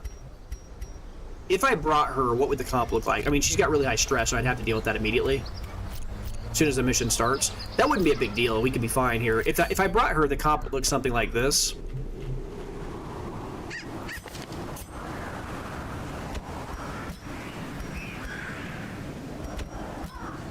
I don't know why I have her in slot 4, but something like this is what the comp would look like. And we'd have, we'd start the mission with the old Jester spamming Inspiring 2 non-stop on the Shieldbreaker in the early fights until we got her down. But this would be pretty good utility having Twilight Dreamer. This is kind of the best time to have it, right? She does have, like, implicit, or, you know, built-in stealth removal, but we can essentially ignore this and then just go for, like, more raw damage on them because of that. And if that's the case, I'd probably go with, like, Impale here. Impale's also just, like, good against people with stealth anyways. So, like, she almost kind of ignores stealth anyways as it works. She's got multiple abilities to just hit people in every slot. Is this who I would want to bring? I don't know. It's kind of hard to decide because, realistically, like, this guy's just better. Like, he just has all of the stats. Everything's leveled up. He's got more resistance. He's got everything. But she's got a lot of utility, and I think that might matter a lot here because she can ignore armor. She can do a lot here, and he's just a good, like, bully, like, stun kind of guy. I think I'd rather have, like, what kills us on this mission? Stress, right? Health will matter, but not nearly as much as you think because we're going to bring a load of food. So I think what I'll do is I'll just bring, like, removal of protection. I'll go like this with you. I'll have Finale's cool, but I don't know how much I care about that on you. I think this is probably what we go with. And then on you, I don't need the expose here. So I'll go for I think a build like this is pretty good here. Impale and Puncture, because then you'll be like, oh, well, there's an argument to be made that if I do this... Extra damage versus marked is disgusting. That works really well with our Houndmaster. I forgot she had that built in. Like, I straight up forgot that this ability did extra damage versus mark. So we've almost got like a mark comp going here. The problem is I'd love to bring Serpent Sway just because the utility it gives, like extra blocks, especially earlier when we're kind of stressed out and we want to make sure she doesn't hit the threshold just at the start of the mission, just randomly. But one argument can be made that if I just immediately start banjo clowning her, immediately start hitting her with the inspiring tune and the Houndmaster's Howl at the start, I can get her under that before it even becomes an issue, and then we can have the relative utility of having Pierce, raw armor piercing, the utility of breaking guard, the ability to consume marks from my Houndmaster, the ability to deal a lot of damage and clear out entire waves of people. I think this is the superior build, considering that she has Twilight Dreamer, and she can just outright start every fight, even if they're all invisible, which they won't be. But she can just start off a fight by just Twilight Dreamering, just killing anything. Like, she can hit everybody, she can anything. And then in addition to that, we just actually got an item for her a few missions ago, a unique item that we could probably use here and get real value out of it. This Fanged Spear Tip, an extra 35% damage versus marked. Just raw extra damage versus marked will be pretty cool here. And you might think to yourself, like, well, this is going to decrease your overall damage, and you'd be right. But the thing is, I'm going to deal less damage. But if I start the fight off by immediately using him to target whistle, and then she focuses it down, then I can have him just target whistle everything, remove everything's protection while she just crushes anything. But I don't know if that's really worth doing, because I'm basically gimping the Houndmaster into doing something that's not like his raw damage. Honestly, we have so much damage, we can probably just overwhelm them straight up.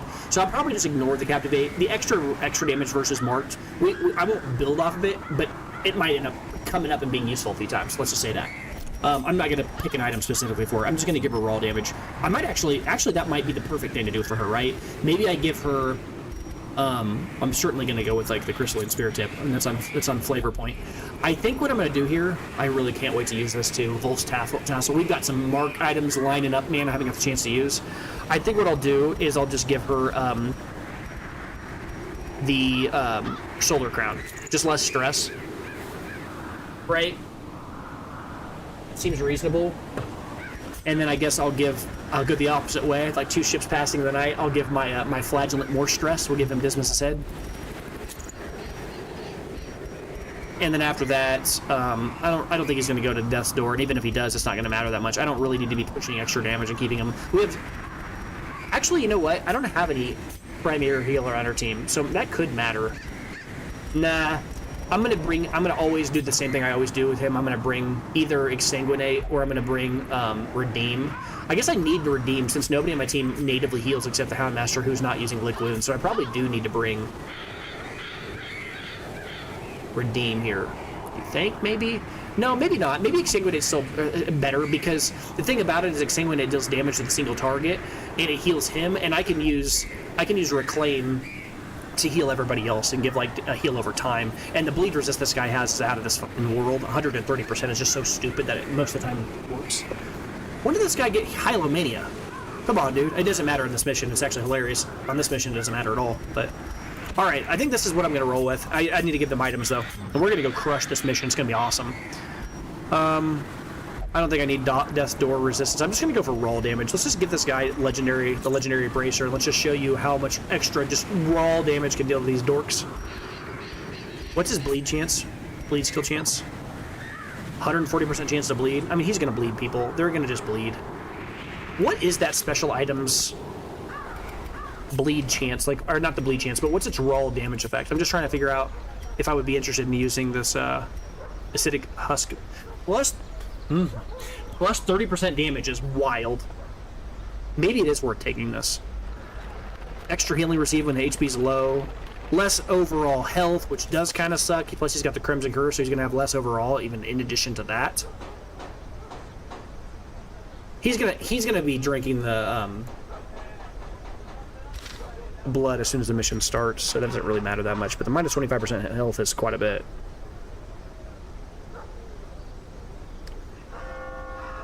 Yeah, I'm not going to worry about that for now. I think we're going to have enough damage. I'd rather focus on the survivability. Man, that lag is wild. Did you see the lag there? That shop lagged this game tremendously. I just don't understand that. All right. But yeah, I'm not going to spend any money on locking quirks or anything like that this week. It's just the money we don't really have to play with right now. I don't want to spend that money. All right. Make sure we're selecting the right mission. The game loves to switch you over. Oh, hold on. Again, we can level up our abilities here. She's only level 5, but she did hit that tier, so she can level her stuff up. It does cost some money, which sucks, but that's fine. I will go like bing, bing, and then jump, jump. That's what I'm taking. And then technically it looked like you also had one you could level up. Are we gonna take finale? Like, you'll never be able to use it, right? Because you can't... I guess I just keep it on the off chance that you get stuck in the wrong slot, and then we can just use slice off. This will never be useless. But you can't use it in slot 4, though. That's a problem.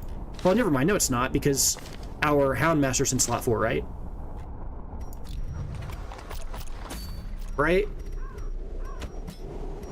And he can do everything from slot 4? Yeah, we're okay. I guess I do need to level up finale. There's a chance I could use it. It's just not that high. I mean, I guess I could.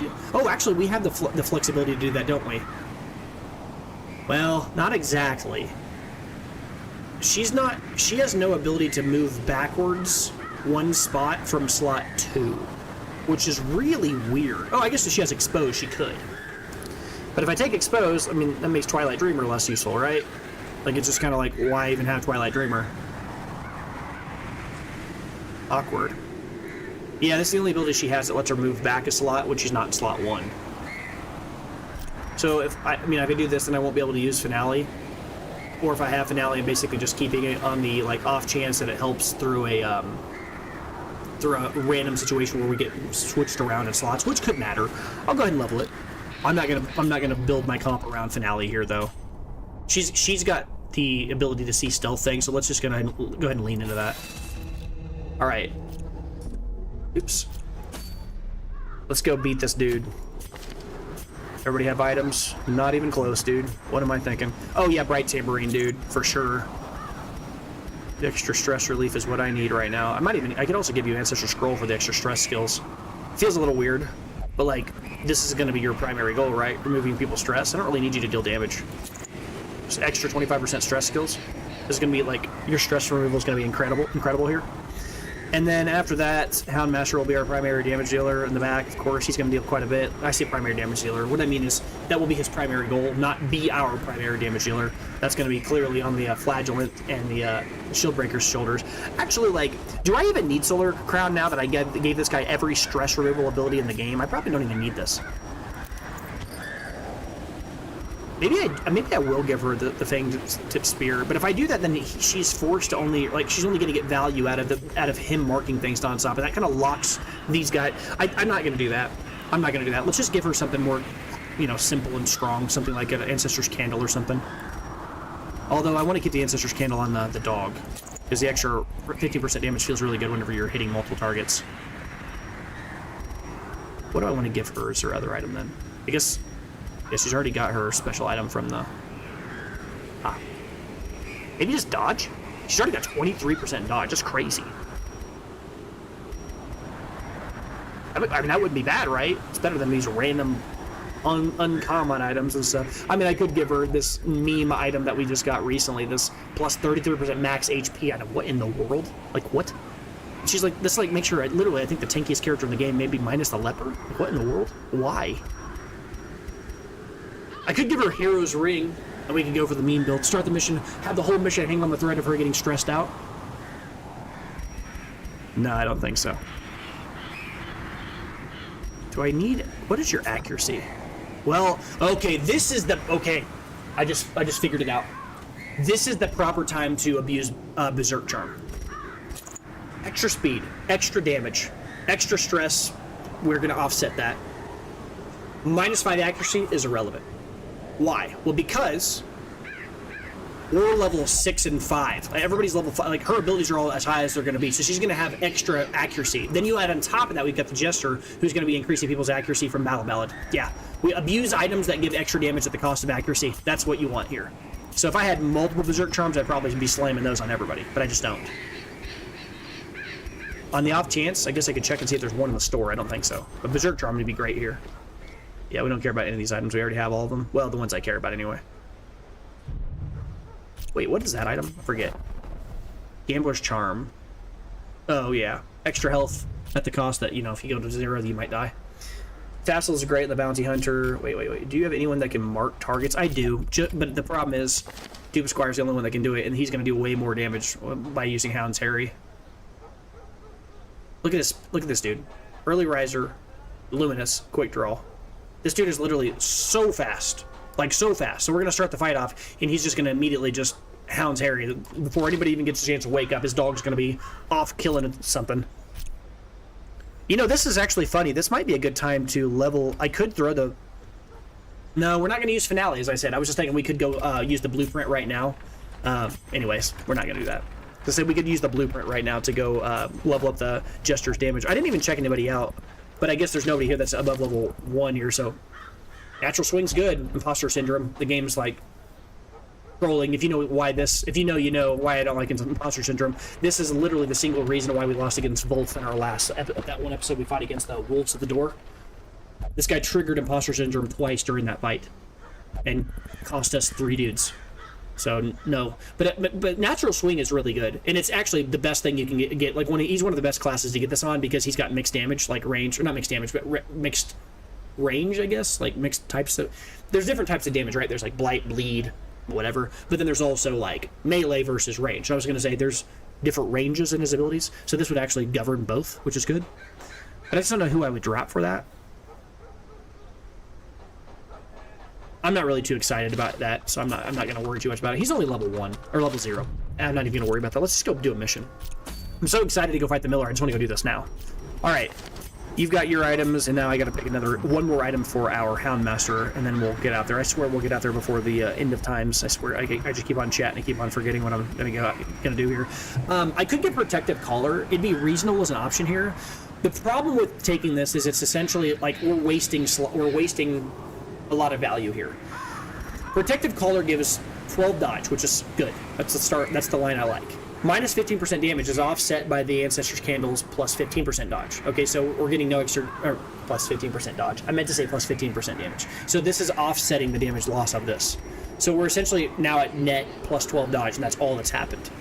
Plus 2 speed, great. But this guy is already the fastest person on planet Earth. You're getting diminishing returns on speed now. I don't need the extra speed. The only thing I'd be getting is an extra 5 dodge. So we'd be essentially locking these two to be super fast and have the highest dodge out of anybody in the map. I mean, is it good? It's fine. But I think I'd rather just lock something like a Sun Cloak and not punish our damage. Or like a Sun Ring. Actually, maybe a Sun Ring's better. What's your accuracy? Again, our accuracy is absurd, so we're not going to miss. I feel like I'd rather have damage. I want to abuse damage due to the fact that our enemies are going to be lower level in general. Like, we're going to be able to just absolutely destroy them in raw damage because of this, so...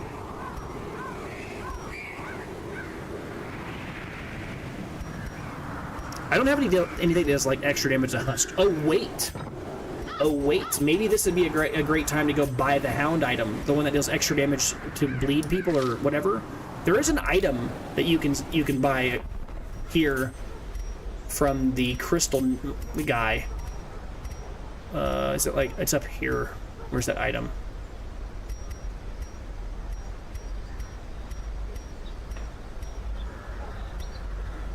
I'll find it sometime. I'm sure I will. It's like every item in the list except for the item I'm looking for. Where's this at? Am I crazy? How am I? There it is. Plus 50% bleed skill chance if the dog treats are in your inventory, and plus 40% stress skills when guarding. Minus 10 dodge is kind of crap. But he just keep on guarding people. I don't think I'm really interested in bringing guard, though. I think I'd much rather have target whistle to, like, remove protection. No. I think I'd rather have what I have. Yeah, that's not the right item for him in this mission. In this mission, unfortunately, I don't think that's... This particular comp, I don't think I want that. I guess 5 accuracy plus 10% damage is pretty solid. It does make the... Again, it's leaning heavy into this whole, like, Ancestor's Candle thing, where I'm like... Again, the dog normally deals less damage raw to multiple targets because of Hound's Harry, but this is actually increasing it to plus 25% damage So now Hound's Harry is going to deal 50% less damage and hit 4 targets. So he's going to do 200% damage across 4 bodies instead of 100% to one person. So he's going to do 50% damage to each enemy, which is a pretty solid amount of damage. I actually like this. That's good. One thing we got to make sure we do, make sure you don't mess up like I could have here. I wasn't even thinking about this. I got to make sure I need to bring blood. I almost forgot about that. I'm glad I saw that. And I'm going to bring a whole stack of 6 here, which might sound like a lot, but like the Crimson Courtyard, the Farmstead, you know, the Colors of Madness DLC, this location is very inventory light. So you can bring whatever you want. It's never really an issue. And usually on this location, I try to bring a few different, like I bring all the food. I mean, literal all of the food. Every time. Because, you know, you get the camp between fights. Outside of that, you never need shovels. Anti-venom's fine, and it's not really that much use. I mean, bandages are fine. You can bring, I mean, multiple if you feel like it, whatever. Medicinal herbs are always good, so, I mean, sure.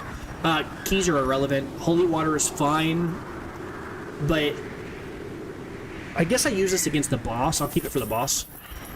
It's just not that important. We're going to be so powerful against these guys, it's not going to matter. This is the place where you normally bring laudanum, right? You bring laudanum to this location in general because there's far more enemies that have the ability to hit you with horror. But ironically, this comp is so anti-stress that I don't care, right? The horror's not going to matter.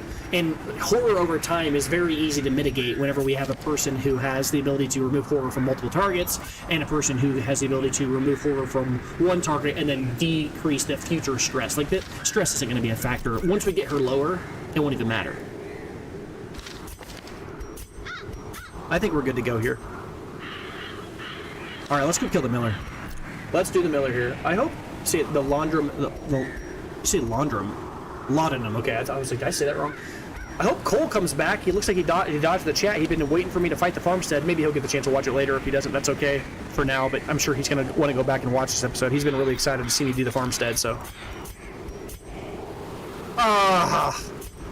Dude, this Jester can level up to level 5 armor. Let's go get that real quick. They're soaking the shield breaker. Wow, I didn't see that. Glad I caught it now. Glad I caught it now. That's fine. Oh, that's not the right location. Man, we are running out of money. I'm gonna cry. All my money's gone. Let's sell these random junk items I don't care about then. Make some money back here. Items I have 2 of or whatever I haven't really been using too much. We don't need 2 locks of fury. Make some of our money back here. You'll notice I always keep, like, multiple copies of Beast Slayer's rings and, like, you know, Eldritch Slayer rings. That's because they're actually worth having multiples of. Everything else, though, really isn't. Well, you know, focus rings, a few things like that are, but not everything. Just get rid of all these, right? I don't care about any of these items. I haven't used any of them in a long time. Let's make that money back so we can start, like, making some interest. Haven't used any of those. And then after that, we'll continue on here. That kind of helped out a little bit.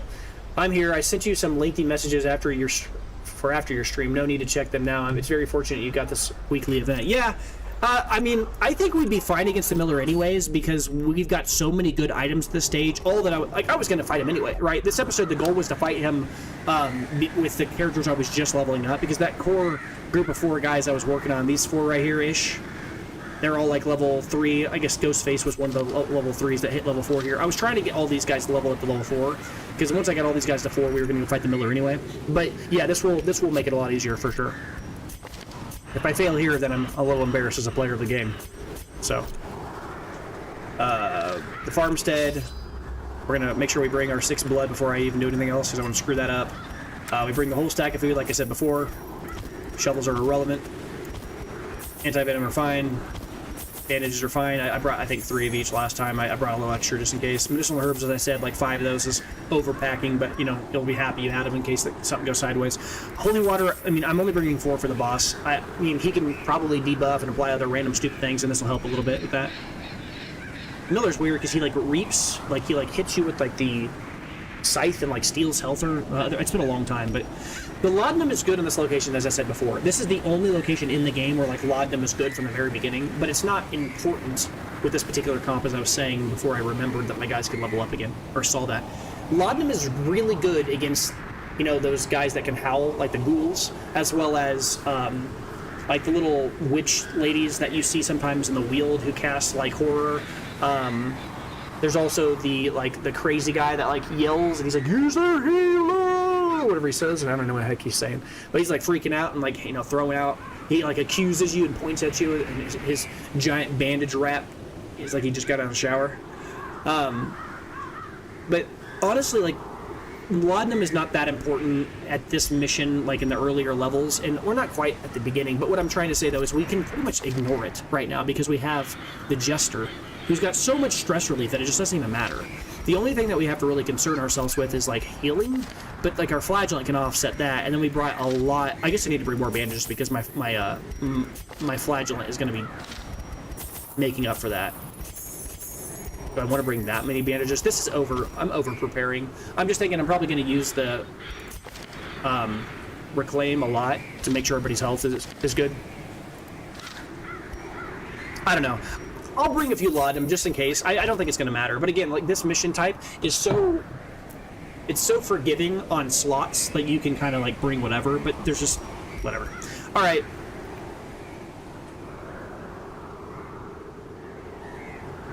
I don't know what shard dust does. I know that there are some items that if you have shard dust in your inventory, it helps, but I don't know what it does. If I take this, oh, it costs me shards to buy it. I'm gonna look that up. I don't normally look things up, I don't know, but like this is so unique. Like I've never done any farmstead. I think I've done 2 farmstead missions total. I don't even know if I'll end up getting it if I don't look this up. Shard dust. Let's just see what it does. Can be bought from the... Okay, the cost is paid with cosmic shards. When used, it will cause significant stress damage and debuffs, but will give the heroes a significant speed, damage, and use enough crit bonus for a time. Oh. Okay, so it basically makes somebody like... It kind of almost like turns somebody rapturous in a way, right? Stresses them out to high heaven, gives them speed and damage, which is literally what rapturous does. Extra stress, extra damage, extra speed. And then, you know, yeah, that's literally all it does. It just kind of pushes somebody over the edge, just like giving them like Coke or something. I don't know why that's the first thought I had, but it's like giving them speed or something. All right, or if you're a Bethesda player, giving them some skooma. So it's steroids, yeah, basically, yeah. All right, I think we're good. I think there's a lot else to talk about here. I've been talking about this mission for 20 minutes and I just keep on finding more things to talk about before we go in, but let's just go. We should by all rights crush this mission unless I tremendously screw up. I brought 6 blood. I'll bring 2 more just to give these guys blood at the start of the mission immediately, and then after that we'll have a stack left over. But we'll bring on most of the stack anyway. There's no reason not to. Let's do this. Let's go. Slabs etched with certain celestial designs were erected around the perimeter of the farmstead. The miller, lamentably eager for some early sign of improvement, fixed his watery eyes intently upon the wilted fields and listless mill. My gaze, however, was cast skyward, and I marveled at the limitless profanity of the stars, wondering what harvest might come. I could listen to I would love to listen to Game of Thrones or Lord of the Rings or something on tape. That guy's voice, good lord. All right. I always think it's so weird how this mission starts off in this queue room where instead of just hitting up like you'd normally do on a map, you click this, but I guess that's because there is no map for this location, so never mind. All right, I'm gonna immediately, like I said, use the blood immediately here. That way these guys are ready to go at the start, and then we're gonna, like I said, be just using the Jester to remove stress a lot at the start of this fight. I will probably use the dog treat at the start of the fight immediately to make sure that the Houndmaster can push the extra damage since our Jester will be busy. And then after that, I'll save the other one for the final fight.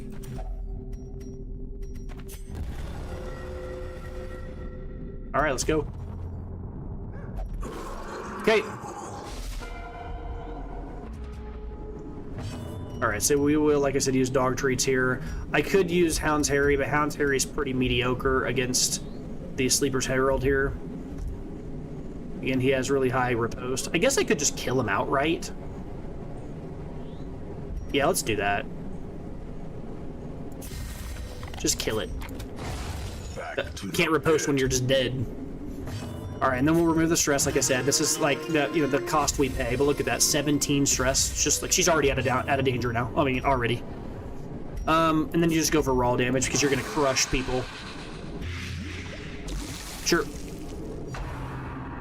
I mean, realistically, like this mission should be a walk in the park. It really should be.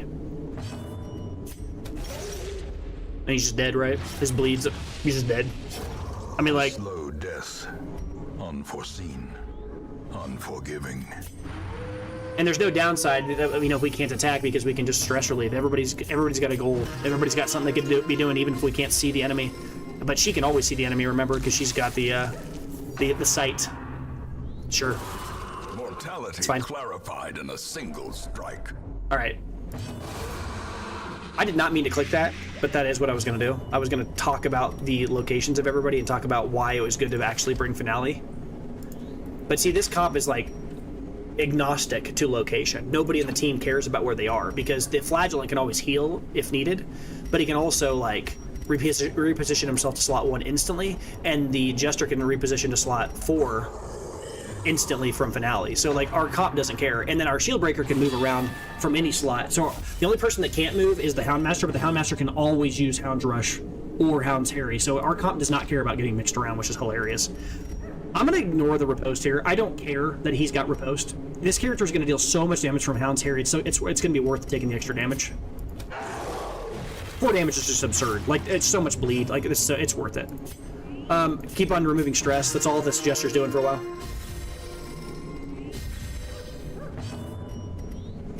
Alright. You say the mission is bugged a little. If you kill things too fast, you can get stuck in a fight for a few rounds. I think that's by design. I think they've got it set up so that way, like enemies are supposed to spawn on certain intervals, and that actually gives you a chance to heal with characters that might otherwise, not have an opportunity to heal. There are situations where enemies die and they come in waves, but I actually think that was a designed decision. I think they created it specifically so that you could have like a round off. I mean, maybe I'm wrong, but I think that's what it feels like anyway. All right, just kill this guy. Yeah, he hits you back. I don't care. Just take him out. Take him out. Make sure he's dead. And then we'll go for a. I'm gonna go for a Rain of Sorrows here. Try to hit as many targets, as much DOT as we can when possible here. So mini hands, okay. Got a heal? No, just a buff. He's just dead. Okay, cool. I might be wrong on that, Steven, but I think that might be the case though. All right, now we start healing. People are actually starting to take a little bit of health. We should run, he said. Why? From what? Sure. Feel like we can attack from any slot, doesn't even matter. As the fiend feels good. A faint hope stress release. Just keep doing your job here. Remove that stress. Alright, this guy's 11 damage of bleed. I don't think I'm gonna kill him. He's gonna go to 1. Of course he is. Actually, between the two of them, though. No, actually, I'll go ahead and put your heal here. This is gonna be an enormous amount of heal over multiple rounds. Let's not do that. Let's just kill him. This probably won't kill him though. He has 16 bleed. That's absurd. I guess kill the front guy. The other guy's gonna survive at 2, which is hilarious. Look at that bleed. Boom! And just tanked it. 9. Wow. Ow. Okay, now I actually am interested in healing him with my...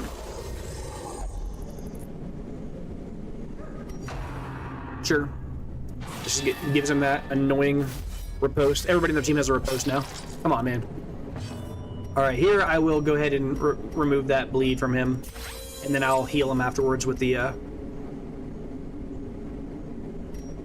Flagellant. Remove stress. As the mission progresses, I promise you we'll get the chance to do something else with the Jester. But for now, it's on that duty. We're gonna go for a character who doesn't have riposte. Big surprise. And then here, I could stress relief since everybody in the team could deal with it. That would be fine. And then let the flagellant just try to tank or nuke the guy that only has 8 health. Just hit him for a bunch. Or I could take it a round off and heal. It's probably better. Just heal the Jester because the Jester got hit hard. Great is the weapon that cuts on its own. Sure. Yep. That's fine. Probably a little stress. Yeah, I don't care about that. Slowly, See, nerd. gently. Nathan This is how Davix, he says, life is taken. says, I'm literally driving now, but when I park, me and my squad are pulling up heavy to your next stream. Add me on my Discord. Username is Glorious94. I appreciate that. You said you're driving around. You and your squad are going to park and watch my... I appreciate that. That's cool, dude. I mean, it'd be good to have you. I'm curious what you're doing driving around, watching. Like, are you like all in a vehicle driving? Somebody's in a truck driving, and everybody's in the back seat or something, or in the back of the truck bed, and you're all BSing or something like that. Like, I can't imagine just randomly pulling up and watching somebody stream on Twitch while you're driving around in a vehicle. That's cool though. All right, go ahead and take that. It's 1 damage, guys. It's like nothing. It doesn't even hurt. I need to start healing though. This is when the flagellant needs to start doing his job and start like taking care of business. And you can kind of see that here. So the flagellant won't be attacking for a few rounds here. That's fine. Look at that. No stress at all. All the stress, the fear of stress is gone now. So we'll remove we'll go ahead and heal everybody like I was saying I was going to do here. And that lack of bleed. See, that bleed resist matters a lot on the flagellant, man. Like, it matters a lot. And then he's going to be able to undo the damage he takes here. He doesn't even care. Sure. Fine. So now he should be able to hit hard with his exsanguinate and reset his health. Be really good here. I appreciate it though, Nathan. I saw your comment. I appreciate that. That's awesome. All right, let's go for a big hit here. Probably just kill the guy that has riposte. Annihilated. I usually try to kill the guys who have riposte because I don't want to get randomly hit when I hounds Harry. Oh wow, only hit for 5. Didn't bleed. That's surprising. That's a low amount of damage from him. Okay, switching slots doesn't matter. I guess you just finish this guy then. Since you're in the slot, you can attack there. Might as well. The stress relief is we could take a round off. There's no big deal. All right, go for a big hit here. Heal up. Obliterated. Boom. Feels good. All right, do your thing. Oh, we dodged. That's great. All right, so we try to kill those because those heal us, I believe. Try to kill him because you've already got. Wow, that's a nice crit. We've already got a lot of health on her. We'll let the other guys get their health back here. Another abomination. And we know that those heal us because we fought against the thing from the stars, right? We already kind of know what those do. Do I kill him or do I go for just an outright? I think I'll go for it. I'm just trying to figure out whether or not I want to hounds Harry because I might not kill this guy. He's got 4 health. Yeah, he's gonna get bled though, right? Ah, nice. Didn't even matter. Surges as the enemy crumbles. All right, so here I could either go for a reclaim. Reclaim is good here because I might be able to take the reclaim through the sleep, right? Because at the end of this, when I kill this, we're gonna get a chance to rest. We're gonna be able to get the chance to camp or do whatever. And then I'll still maintain the random reclaim heal that a person is sitting on. And then through the next fight, they'll continue to heal on through that because we won't take any steps to trigger it through the next fight. So I could go for a raw heal on the punish, or I could go for a heal here on somebody and set us up so that they continuously heal through the next fight. Although they might just heal off anyways because of the food. I don't know. But he could also just randomly hit everybody for a bunch of damage if he explodes. Let's just kill him. Another one falls. Okay. You can see what I'm talking about. You see how she still has 4 health? From the comet's maddening light. English. She still has... Dude, the narrator talked at the same time I was talking twice there. She has the ability to heal for another 4 after this. So the next fight, once it starts, she's going to heal at the beginning of the next round. So she maintains that heal through. Pretty powerful. So here, I'm going to go ahead and heal. This is why you bring the food.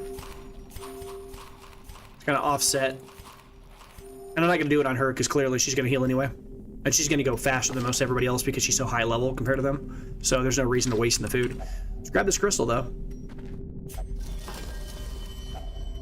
Finding the stuff is only the first test.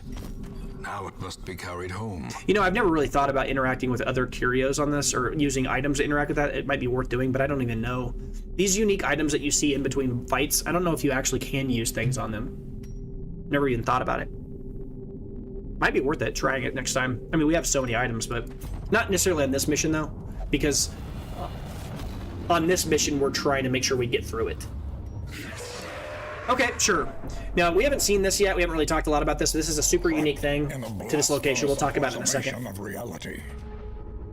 Okay, so the Colors of Madness DLC, once you get through the first mission and then you start to kind of go through it more and more, this is essentially like a wave-based fighting minigame where you can kind of take a team with you to go fight against guys like this and test your enemies against multiple different things. It's essentially a limit testing like minigame. The farmstead essentially has a mix of multiple different crews of people from all different locations. Like clearly these guys are from the ruins. Like what are these guys doing here, right? We were just fighting against all these dudes that were like Cthulhu-esque, you know, otherworldly, you know, alien things. And now these guys from the classic lineup from the ruins is here. What's going on? This mission, the farmstead, was created by the designers of the games as a way for the player base to kind of limit test and play test specific builds and see what the weaknesses of certain comps were. So like I could go in here with this comp and be like, oh wow, they're not very good against guys that are made of stone or whatever. I got to think about that in the future. How do I offset that? But it also allows you to kind of see like, you know, it lets you do weird things with Torchlight, right? So this is all heroes in your team now deal extra blight chance, right? All your heroes have plus 15% blight skill chance, so that makes our shield breakers like Impale really good, right? It's just going to guarantee it blights everybody, and then plus 10% stress is gained. That sucks. Monster effects they also gain plus 15% blight skill chance, so they're going to blight us more. But then they're also very dodgy, which is terrifying because they've all got way higher dodge than normal, which is awful. So we got to take that into consideration. But when enemies have a lot of dodge, I usually just say screw it, and I just go for raw AoE effects because I'll hit somebody. So anyway, I could go for a Dogcrete. Like I said, I'm going to try to save that for the boss fight. So I'm just going to go for a Hound Terrier. As I said, raw AoE against multiple targets with dodge is probably better. I hit them all, so whatever. Can't bleed stone, but it's okay. You can blight it though, which is wild. The ground That was just dead. quakes. The combo of bleed blight is just wild. This guy's just literally dead. Awesome. I could go for a slice off, but I'd be hitting the second. With the gargoyle, I mean, I could probably kill him because he's going to take 2 blight anyways. If I just hit him for 4, he dies. But I'd actually rather just decrease stress because I'm going to get hit by stress by this idiot in the back that he's going to stress us out just to stress us out. That's his thing. So let's remove stress while we can. It does mean that your position 1 person has to pass turns at times and then take extra stress. Oh. Well, no, they never have to turns unless your comp is designed in such a way that you don't have an ability to use on that character if it's in slot 1.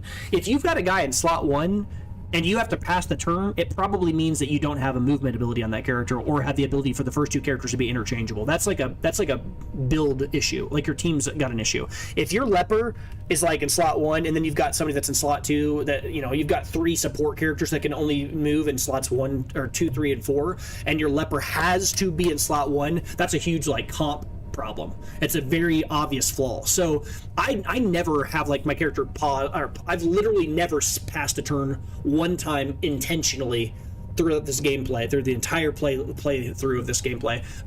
You can, but there's really no reason to do that. You could always just switch your characters. They don't take stress from switching slots. Just do that instead. Press this advantage. So he's dead. He's dead. This guy's gonna die too, right? Oh no, he's got 13 health. That's a lot of health. Wow. Rend the old gods. All right, cool. Bleed. Nice, we got lucky. Seeds of Madness is fine. This is what I like whenever there's enemies like this, because there's not a lot of guys here that I care about. Like mostly, all these guys are basically dead anyway. So this is a nice round to remove stress. And I said that and I stopped because I was like, why is he freaking out? He's got bloodlust, which usually means that they kind of de-stress themselves, not stress people out intentionally. Some kind of random. Whatever. It's okay, we have multiple ways of dealing with stress, it doesn't even matter, so. This guy, again, is already dead. This guy's not dead, so I'm gonna go for the Crystalline Abomination, or Aberration. Just to... Executed with impunity. She can just deal raw damage to it and she can reach it, and then we'll go for Cry Havoc. Just remove stress. Pretty boring, but remove stress. Continue the onslaught. Oh, you got to go first? Wow. Them all. Alright, cool. Reset. More stress dudes in the back.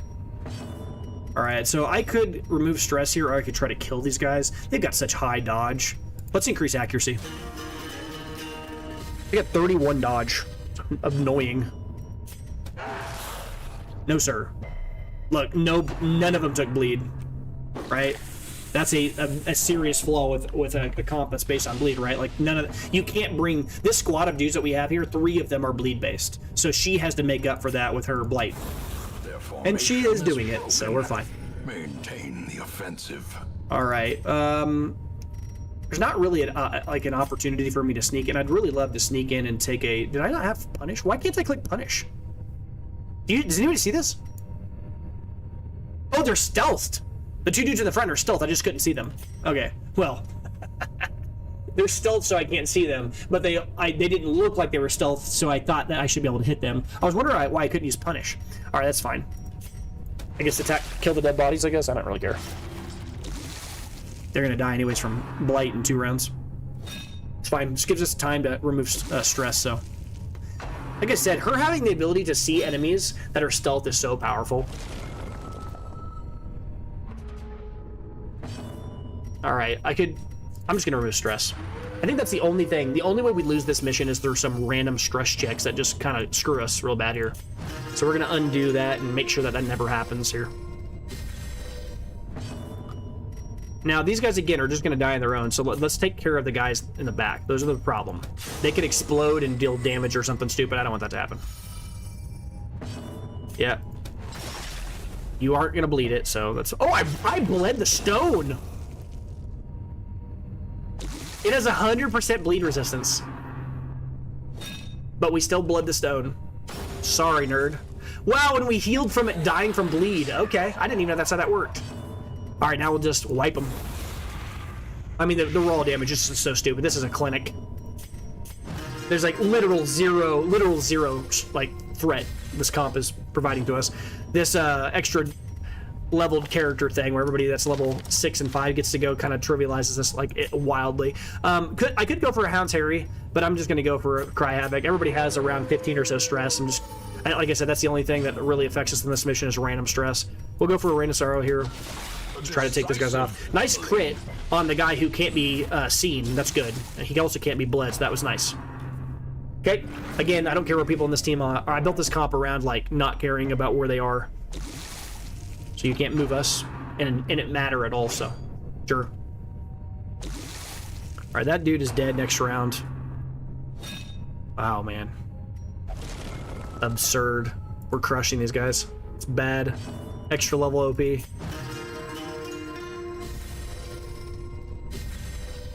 Okay, remove the rest of the stress. Pretty much gets rid of all of it at this stage. Everybody still has a little bit. 6, 5, 6, 8. Like, we were at so much stress, and now it didn't even matter. This guy's dead. This guy's dead. I guess we'll just go for just a straight-up hit here. Nobody on the team has any missing health. Eradicated. And then you should be able to just outright kill this because you have Pierce. And then we just crush them.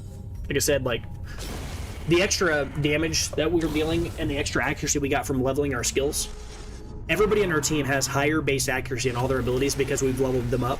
And because of that, and we're bringing people in here. Refuge, if only for a fleeting moment. Because everybody on our team is a higher level than they normally should be on this mission, they've all got abilities that deal more damage, but more importantly have much higher accuracy, which essentially means that we can abuse these items. Like, I mean, this Berserk Charm is just absurd on this mission. She's always going first. She's always dealing 15% more random damage. The stress doesn't matter because we have 2 primary stress relievers. The accuracy is non-existent, and it doesn't matter. The virtue chance never happens because she's never going to get stressed out enough. Like, it's just raw upside. So I'm going to throw a few random things at this and just see if it does anything. I don't know. I'm going to throw the Laudanum at it too. We haven't used it once. Okay, I don't know what these interact with. I don't know. Okay, so it looks like nothing here interacts with those things. That's good to know. Okay. I didn't think so. I think this heals your team. Oh, heals one person for an enormous amount. Good God, 41? Your whole health bar. I guess I should have done it on him. Yeah, whatever. Who cares? We're crushing it. Doesn't even matter. I'll give you this one food, though. Anchored on solid ground once more.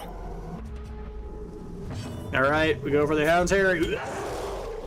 We're back to a normal fight, as he said, like anchored on normal ground once more or whatever. So the idea is like for a minute we kind of got pulled into an alternate reality or into like space, into the cosmos or whatever, and fought those guys in some alternate reality. But now we're back on the farmstead, which is kind of interesting little storyline going on there.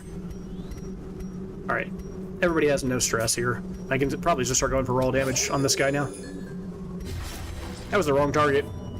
I should not have attacked that guy. The right person would have been the front guy. The second guy said the flagellant could use his Rain of Sorrows and hit 2 targets and then wipe them, but it's not gonna matter. I'm gonna impale anyway. Impressive. Good God. Oh, come on. Come on. I could have just wiped them all. These guys are both at 5, or at 6 health, and they're gonna take 5. Annoying. He's gonna survive at 1. All right, dude. You got it. You got me. 10 stress, holy crap. This being over-leveled thing, sign me up for every mission, right? Actually, I think the game would be more boring if you could over-level your characters like this. This reminds me of, like, coming back to a lower-level area in some game and just crushing all the enemies when your guys are, like, over-leveled. Like, most of the fights are kind of trivial. Decimated. Good lord. Darkness flees before the blood. Alright, so you'll move like this, and there's no stress taken, right? So, no downside. Plus, her being up there in the front is actually preferable because then she can use Impale again. Alright, here I'll go for a buff target here, just to give everybody some buffs. That's more powerful than just dealing some raw damage. Hound Harriet. Yep. Again, the riposte is kind of sucks, but like we do so much damage that it's worth it. I think they literally just all die here. I mean, literally, I just killed them all. The only one that didn't is the back one. He's about to die. The whole squad is gone. Executed. Well, the front guy isn't because he can't bleed, but that's okay. I don't really care about that. Sure. Didn't even hit us. All right, kill this nerd. Does this guy stop? He's literally, I think he's crit 3 attacks in a row. He won't stop. All right, we'll remove some stress, or maybe I'll give him. Maybe I'll just battle while we're waiting for more dudes to show up. They show up and we're having a rock concert, and they just die instantly. And purpose. Yep, everybody's literally new. All right, let's go whoop this Miller. Everybody's full health. Everybody has everything. We're good. At last, some sheltered corner of reality. I don't know what that does.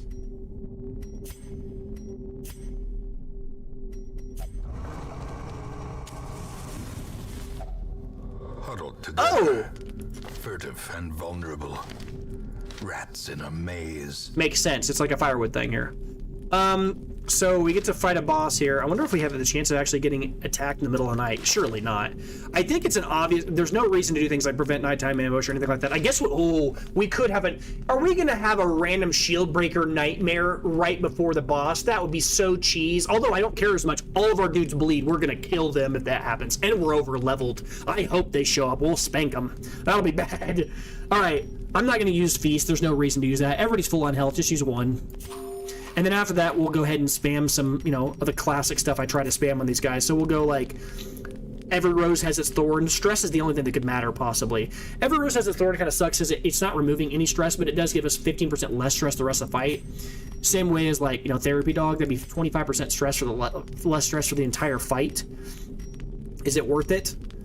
I mean, I think so, because this is giving minus 15% stress to one person, and it's for 4 battles, and this is the same thing for 4 battles, but it's hitting everybody, even though it only costs 1 more for time. I think it's worth it. The rest of your abilities are irrelevant here. Nighttime ambush, we can't stop it if it does happen. I don't think it possibly can happen, so I guess there's only a few choices here. Light skill chance is probably the option here, and snake skin here, so we'll go every rose has its thorn. Therapy Dog, so now everybody has, for this entire fight, we all have they don't target themselves. So these guys have 25% less stress for the whole next battle, which is great. And even if there is a nightmare, this is going to help her a lot. Yeah, we didn't get the immediate removal of stress, which is kind of the part of the reason that's so powerful, but it's fine. We're still really solid here. And then after that, I'm not going to do anything with you. I'm just going to have you use your things here. So self only, extra protection, extra whatever. How many points we got? 2, and yeah, that's great. Like this. So now she's got plus 20% blight skill chance, plus 20% blight resist, and that's really good, especially if a nightmare happens. And then extra protection, extra max HP, doubling up on her, over leveling, over protecting her due to the fact that we could have a nightmare. Yeah, we're very, very ready for whatever happens here. I'm also going to be aggressive here and use holy water right now on the off chance that we do have a nightmare. That removes bleed and blight resist further, but even if we don't, then we immediately start the Miller fight, so it won't matter. It'd be good either way. All right, let's go. Let's see if we have a nightmare. That'd be interesting. I don't know if the nightmare can trigger here. It could. I just don't know. Okay, I guess not. That's fine. Onward, let's go. This is it. Let's go crush this dude. Make sure everybody's in the right spots. I want her up front. I want you to be in slot 2 or 3. That's fine. Everybody's in the right spot. Hopefully one of you guys gets to... You're bloodlusting, which is great. So I might actually start off by actually using... Slice off at the start of the fight. Just slice off quite a few times to get that extra 25%, because slice off is right now, it gives 33% less damage, but it has a huge crit modifier, right? But then he's also got the bloodlust on him right now, and so he can hit for the 8% less damage, but he's got a huge crit modifier, and then he's still also adding bleed and stacking finale. It's probably more damage, right, than the battle ballad represents, probably on the front end, and that nobody has any stress, so he doesn't have to play the support here. Yeah, we might just be able to like bum rush this guy through raw damage, not even worry about like auras and stuff. All right, let's go, Miller. Furrows of earth filled with blood. Such a cool character. Like the art and everything is awesome on this dude. Look at this dude. He's got really high dodge though. 20% protection. I guess I'll just strip his armor away here. I'll use the dog tree after this round, but we're gonna remove that protection. No sir, get that out of here. His dodge is what it is. I can't do anything about that though. A powerful blow. Yeah, this guy's gonna have a bad time. He can't be bled. He's got a huge bleed resist. Although every time the flagellant hits him, it decreases his blight resist for the rest of the mission. So that's worth knowing. She might just be able to kill this thing. Oh, it dodged. Dirty. So the Miller had 220 The abyss returns resistance to blight, or not blight, but bleed, and then now he's only got 187. So we can keep on stacking that. We can actually possibly bleed him. We're just gonna go for raw damage against this nerd. I mean, I know I'm not bleeding him, but it's just so much damage, it doesn't even matter. Now I'll go for Hound Rushes on him. Just kill it. I mean, just rush him down. Look at his health. He's like, he's getting crushed. I'm just gonna ignore that guy. Like, what? You kidding me?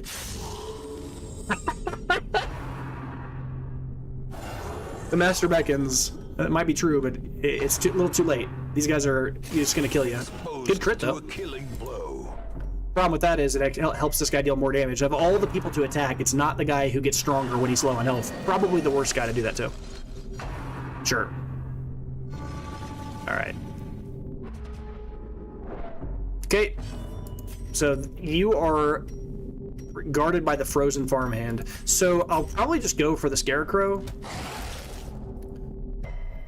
And then I'll have my shield breaker try to hit him. I'm gonna go for battle ballads for the rest of the fight here so that we are accurate on our hits because they have pretty high dodge. And then she's gonna throw her little spear to hit everybody here, take that guy out in the middle. And then I'm gonna have my, if she kills him, I don't know if it will remove his body. I don't know if he disappears when he goes, but if he does, then my flagellant can hit this guy for a wild amount since he's got the extra buff from going below 40% health. So I'll go for an impale here. Well struck. Yeah, clear the body, so this guy's gonna have a good time. Well, actually, never mind. He's gonna hit this guy instead. Oh, whatever. He's still gonna heal a lot off this, that's fine. Yep. Is this thing just dead? Oh my god, it has 9 bleed on it. Disgusting.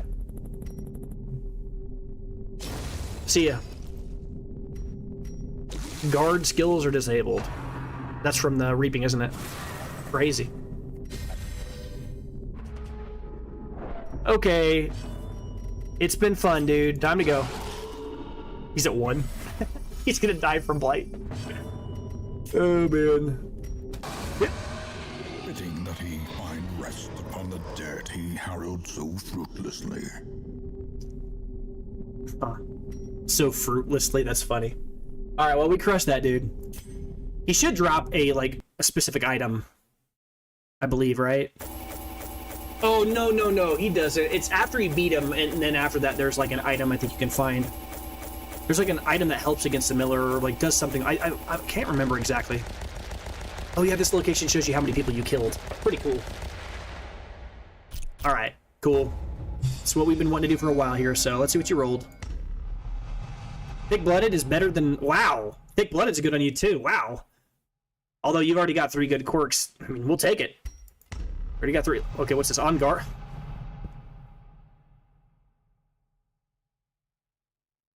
How is this possible? This dude literally has 4 abilities that increase his speed. Huh? I gotta go look at his abilities. What? In time, you will know the tragic extent of my failings. All right, so this is not something we've talked about at all here.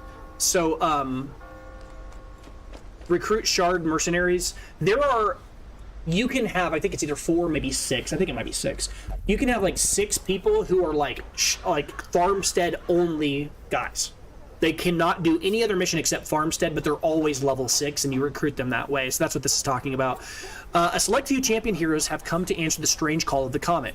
They hunger for the spoils of this otherworldly vessel and can only be used for the endless harvest quest in the farmstead. They can be found in the stagecoach like normal. If you go over there and we look at this, we will see. If you go to down here, there's this new little icon at the bottom left-hand corner. Exclamation mark. Now we see that we've got a core group of 6 people here. Or I'm sorry, a core group of 4 guys here that are all level 6. And you'll notice that they've got the crystal symbols around them, almost like the Crimson Curse, like a separate like frame.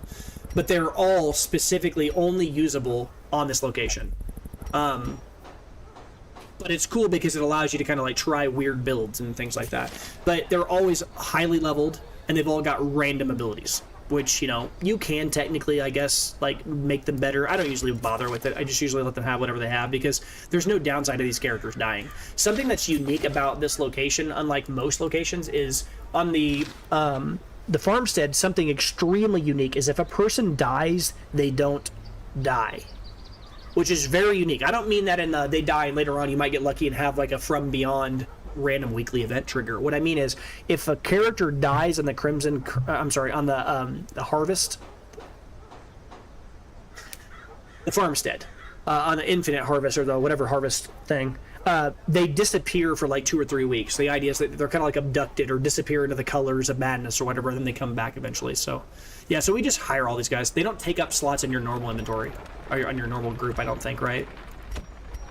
Yeah. What better laboratory than the blood-soaked battlefield? The lag is bad. This DLC's lag so hard on its specific, like, I hate the only downside about this DLC is it lags really hard on both of those screens, but otherwise it's fine. But yeah, they're all worth going and doing things with. It's so funny. Like the entire, it's all it is here's some random crystals on the art, I guess. But yeah, these characters are only usable on this location. They have like, I think they even have like an ability that says that. It's just like, I don't know where it's written. Maybe not. It's pretty sure they had some built-in like not a quirk, but something that makes it so they can only do those missions. Shard Mercenary. There it is. 10%. Oh, wait. Do they all have that? Yeah, they all have Shard Mercenary. That's it. Yeah, hero will only undertake endless harvest quest on the... Yeah. Does not take up a roster slot max 6. So these characters are who you use in order if you're going to go harvest a bunch of crystals. So, but yeah, we beat the Miller. That's kind of what we wanted to do. And now we've... got the ability to go do more of those missions to go gather up some resources, which might be worth just going to do for a little bit. I mean, it's not hurting anything. The only downside to it is, ideally, if you have both the DLC, you don't go do the Crimson... I'm sorry. You don't go do the Harvest, except after you've beaten, like, the Baron or the Viscount. Because once you've beat them, then you have nobody on the team that actually has the Crimson Curse, which means that the weeks that are going by while you are over fighting against these random dudes on the farmstead are not eating up your blood supply. So that's like a good... The downside, though, is you are also slowly adding more infestation while you're working out over on the farmstead. there is infestation happening again, so you're kind of wasting those free weeks where you get to go and have fun on the regular missions without dealing with the bloodsuckers. So there's a cost, I guess. All right. Now, one downside of what we just saw, though, is we didn't get any money from that mission, though. So that's one downside, too. We're not really getting much money from what we're doing there, doing those missions. So another good thing is to go do the endless harvest after you've gathered enough money to start passively gaining money while you're doing the endless harvest.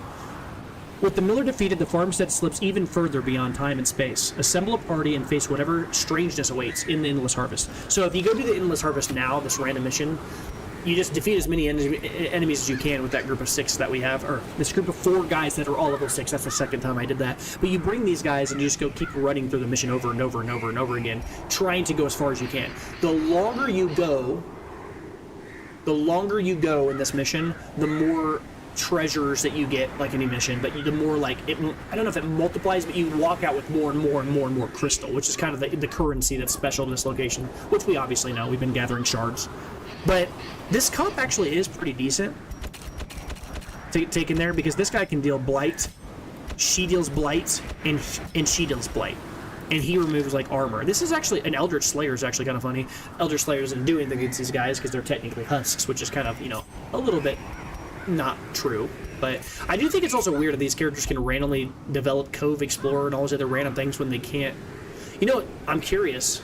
I wonder if you can. Whoa. Can you make them forget that ability? Surely not. No, it's not even listed. Yeah, you can't get rid of Shard Mercenary. That's forever. Yeah, it's a hidden. But it does seem like it takes up a bad slot. I wonder if it can be locked. Interesting question. All right. Is there anybody in here I care about? Care about this? All right. So I guess maybe I'll go spend a few weeks doing the harvest. I mean, I haven't really done a lot with it, so might as well. I've already kind of leaned into it a little bit here. So if we bring these guys, I need to go ahead and get rid of our unequipped all trinkets. Just bring our normal good items on these guys. I mean, you can make an argument about like what the best is on this, but I still think that while Broken Key's really good here, he's going to be our primary frontliner, so I'm probably not going to lean into the stun build of this guy. I'm probably just going to push really hard on the raw damage on this character here. So Lock of Fury is solid. Extra speed, extra damage. No additional stress incurred. You can also do the Brawler's Gloves, pretty good here too. Plus 25% damage if in position 1, so he'll always be in position 1 like most of the fight. And even if he does get moved, I don't care too much because I can still use Slam to move forward 1 and just get back there. Pretty good actually. So he's just going to deal an enormous amount of raw damage and constantly just rake, and just slap people for so much raw damage. And this doesn't have the downside of like the extra stress that you get from using like Dismas's Head, which is a big thing on this mission. In addition to that, it's also minus 5% crit, but we don't care because this ability already has like no chance to crit, just like really low % chance to crit. We're really just leaning into the heavy amount of raw damage. He's going to be fast and hit real hard. So this is going to deal. Rake is only going to deal 20. It's going to deal 50% to half damage to person 1, half damage to person 2. Next round, it's going to deal 3/4 damage to person 1 and person 2, which is now hitting for 150% damage. That's all before the Brawler's Gloves and the Lock of Fury. So now when you put in Rake, it's going to be dealing with add this in. That's an extra 35%. So he's going to be dealing 35%. He's going to be dealing 15% less damage on Rake on the first hit. Then the next time he's going to be dealing 110% damage to 2 targets, and then the next time So once you get to like the second hit, it's already paid in just one round of raking, then it pays itself off. And this gets worse. It's worse or better depending on which side you're on, because the fight goes on and on and on and on. The Abomination is pretty powerful with rake in this fight because there's no like end to the fight, right? There's only like the constant spawning of enemies, and then you just keep that rake stacked and you just keep slapping people. So I'm a big fan. I think that's what we're going to be just leaning into real hard here, and then everybody else can take care of the random status ailments and stuff. One nice thing though about these guys is they already have all their abilities unlocked, which is great. None of their camping skills really matter. I guess technically they do. We just saw a fireplace thing that did matter, but I don't care that much about that. We're not going to care about that. Wow, they have all 4 of the starting abilities unlocked. I wonder if that's built into the game. Look, they have all of the camping skills slots 1, 2, 3, 4 unlocked. All of them do. That's kind of peculiar. All right, so if you're going to be in slot slot 2, you need the ability to hit people in slots 1 and 2. Okay, so I'm just going to do this the easy way. This is the core, right? Hands of the Abyss is fine. I can stun occasionally, but it really just going to be Awakening Curses and Vulnerability Hexing and then healing people. I could go with an Abyssal Artillery for raw damage. We don't really need raw damage. This dude's going to be hitting so much. So you remove armor and remove dodge. You randomly hit people with poison, and you randomly hit people with poison. I guess blight, and then stun people, and then you will consume the random things. There's some synergy between these two in the back for sure. I think what I'll do here is I will just go with a... I don't need the extra... I guess I think this is fine. It can be used in slot 3, so that's probably worth taking. Like this. We don't really need enormous damage to single target. I don't care about that. I don't care about the dodge and speed and all that other stuff. We're going to have so much damage, it's going to be insane. We're not dealing any bleeds, so flashing daggers is irrelevant. I think this is it. Armor pierce when necessary. We have no ability to see stealth, which is relevant here.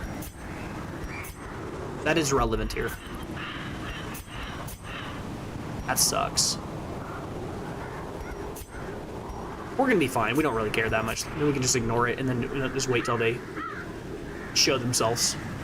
Words. I'm gonna get. Oh yeah, this is an incredible time to use Battle Vapors. Even more disgusting. Holy crap! Battle Vapors on the front line. Holy lord, we're gonna be crushing people with the Abomination. I mean, the second that he gets moved to the back slot, we're gonna be like, no! But we're gonna be crushing people. It's gonna be disgusting. All right, let's go pick items and let's go run one of these. Just have some fun.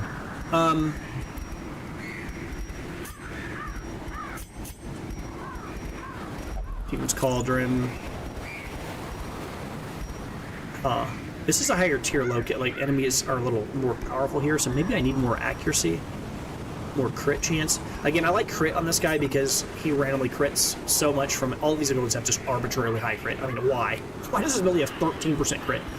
So I'm going to give him the focus ring so he can't miss. What is the accuracy on this ability?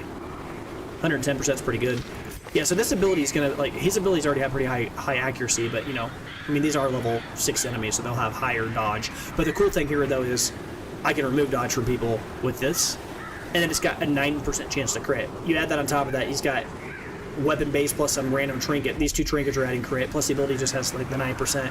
So this is 18% plus 9. You're looking at 27, so more than a quarter of a chance to crit on every attack. That's going to make a lot of stress relief for the team, just casually. All right, this is my comp here. You have the double stun. I'm not going to go for, like, you know, Disorienting Blast. Disorienting Blast is great for clearing corpses, but our clearing corpses is going to come from Mr. Abomination, who, if anything and everything gets in front of him, he's going to clear it. If somebody drops a house in front of him, he's going to destroy it. It doesn't matter what it's going to be. He's going to rake everything into oblivion.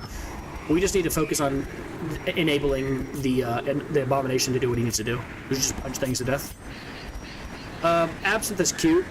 I don't know what Blight Resist is like in this location. This might be the proper time to use this.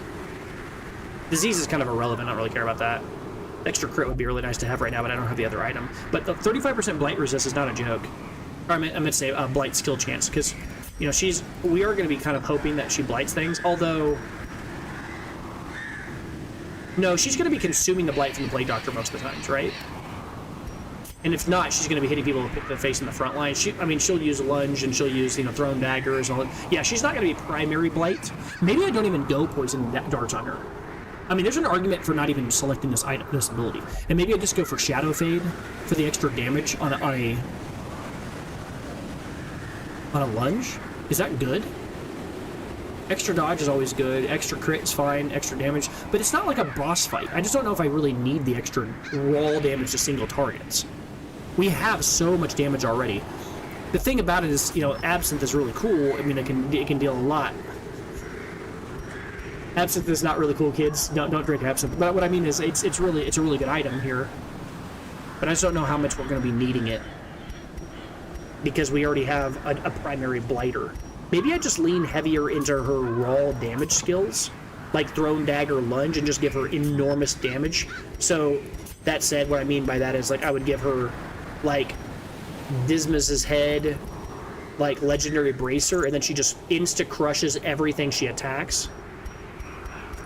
In which case, like, maybe I actually give her Surgical Gloves instead. Extra accuracy, extra crit, Is that better than raw damage when she's already got pretty high crit chance? And she's going to be hitting pretty hard anyways because she's going to be consuming.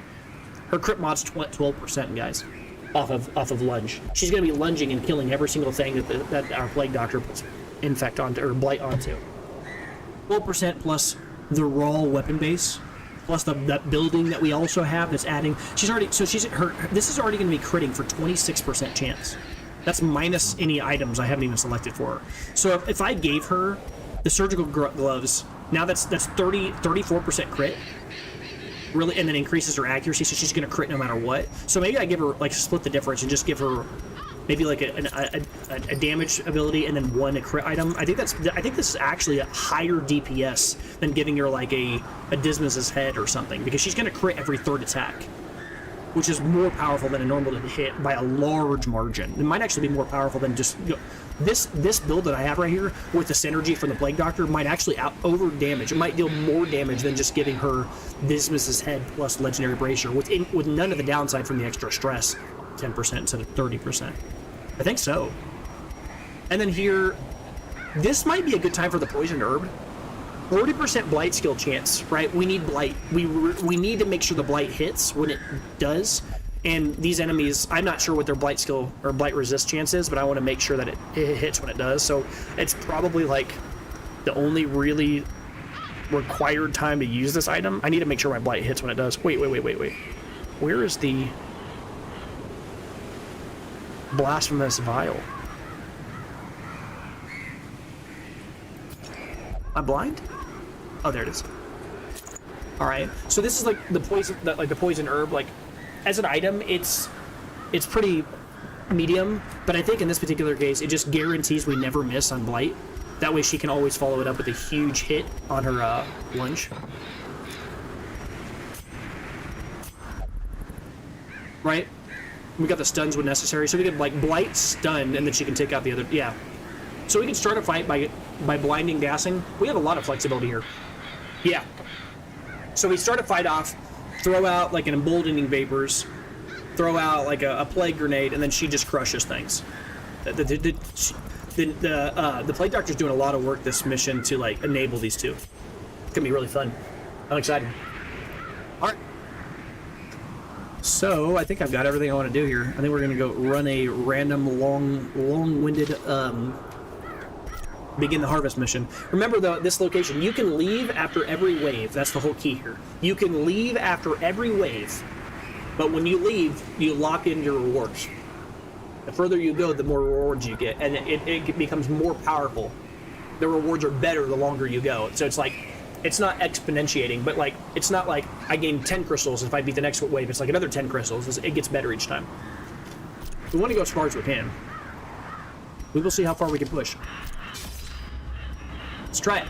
Bring all the food. All of it.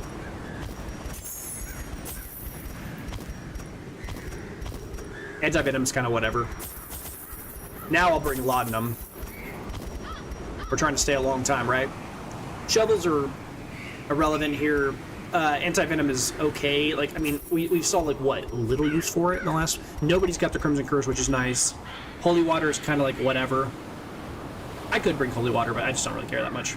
The resistances, the debuffs, all that other stuff, it's just like, you know, I don't even know how useful it would be. I mean, it would matter, but is it worth the money? I don't know.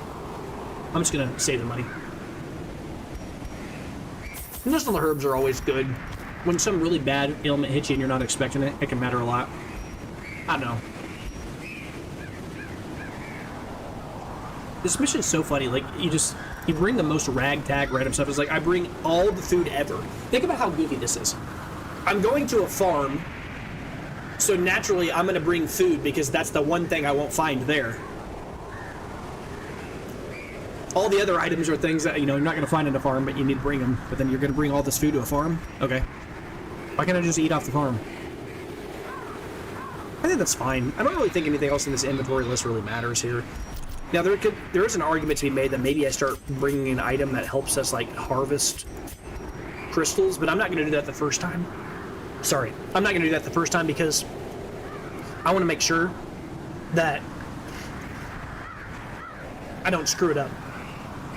It's our first time doing the Endless Harvest. My voice is being weird for a second there.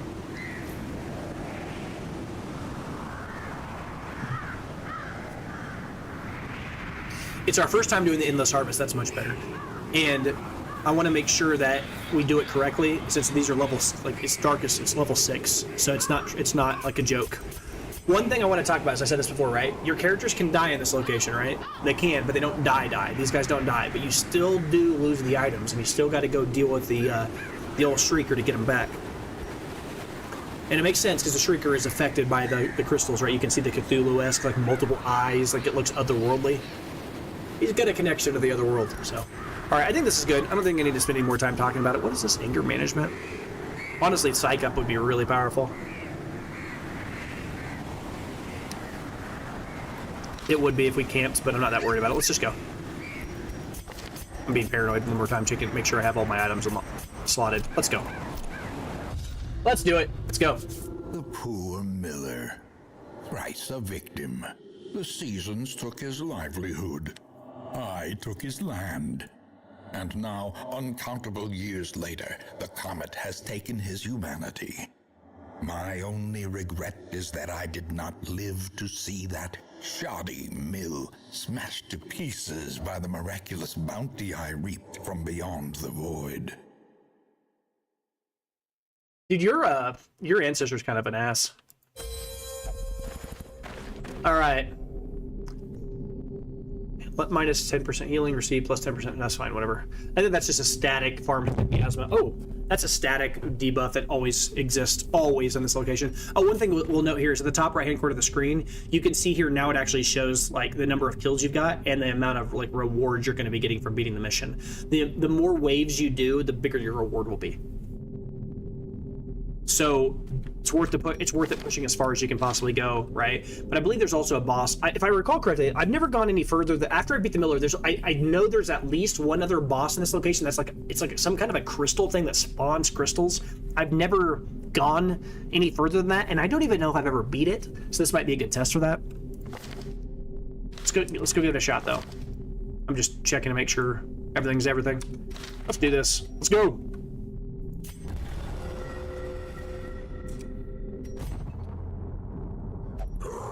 All right, let's see if we can't start rolling the rake like I was wanting to do.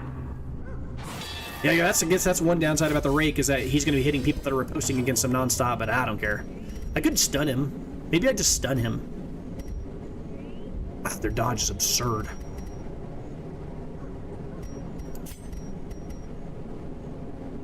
Dodge is so high. A quarter of a chance. I don't care. I really don't care. Let's just go for a. I guess I'll remove your dodge.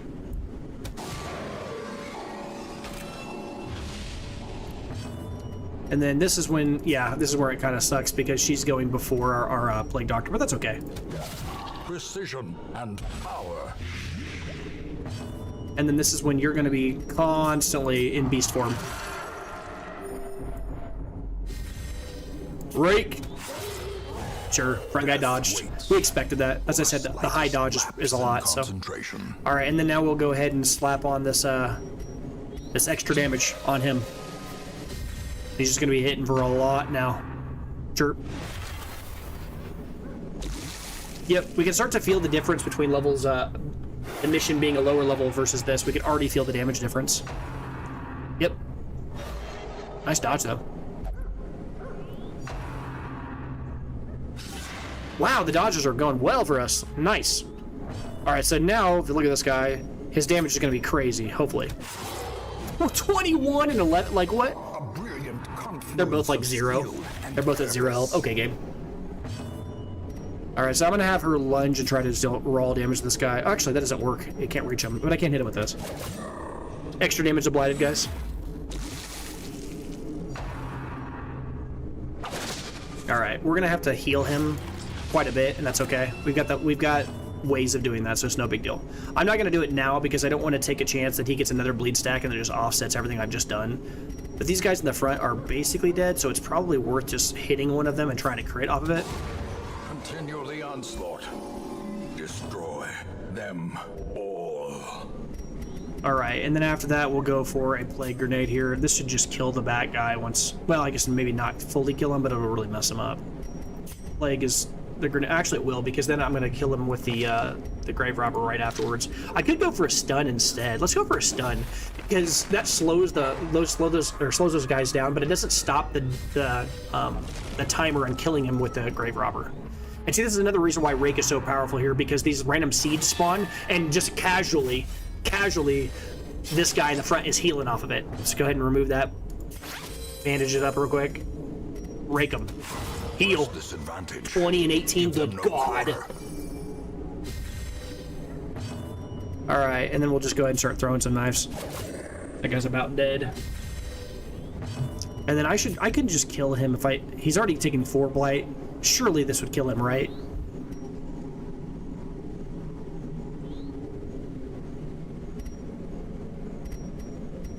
You know, I just said something about this. I don't know if emboldening vapors, if I use this, if it carries through after this fight is over. It might not actually carry through to the next, like, part of the mission. I actually don't know how that works. That would suck. Alright, hit for 0. Dang it, that's exactly what I was afraid of. Because now he's going to take 10. Man, I was hoping to hit for 1. Oh, he was stunned. It didn't even matter. Never mind. Okay, now it's worth healing somebody. We'll just go for healing yourself. Ah, classic. The old one. The old one.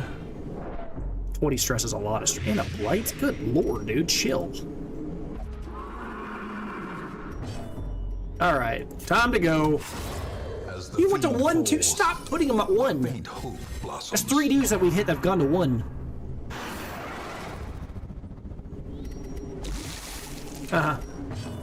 I mean, you can't see that guy, so I guess whatever here. So I guess you just kill the front guy. It's awkward, but this is where, like, you know, them having stealth does matter. It's not that big of a deal, though. Antidote. Confidence surges as the enemy crumbles. Okay, now we'll heal again. You heal for 1 and then 0. Okay, wow. All right. I'll use this now. We're gonna find out real quick if this how that works.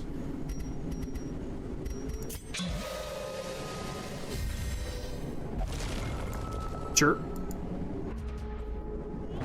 All right, crush those 2 in the front. What? Another abomination cleansed from our lands. Are you kidding me? All right, and then you can't do anything. We'll just switch your spots. That's no problem. Yep, trample. Yep, big damage. Reeling, about to break. Yep. Being invisible OP. It was really nice there. The extra stress relief is really why I liked it. What is your dodge chance? 25? No, sir. No, sir. You're not gonna dodge me from like, crushing you here. Another one? Oh, Lord. Okay, well, this is awkward because Rake doesn't really help here. So I guess I just go for like a debuff target minus 20 dodge. Let's go for a slam. I knew that would happen. I knew he was gonna get the quarter chance dodge. Of course he was gonna get the dodge. Of course he would get it. You got it, game. A singular strike. All right, we'll go for raw blight damage because we want to start taking one of these guys out. It's kind of awkward because we don't have anybody that can attack slots 2 and 3 at the same time. Everybody attacks slots 1 and 2, or 2 and 3, or 4 and 5. Oh my god, 1 and 2 and 3 and 4.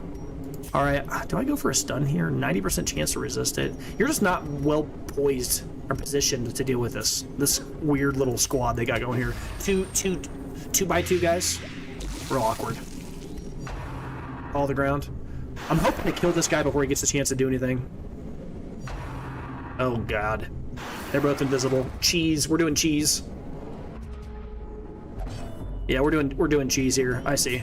Alright, I'll take a round off and we'll absolution here. He can't transform back for the rest of this now, but...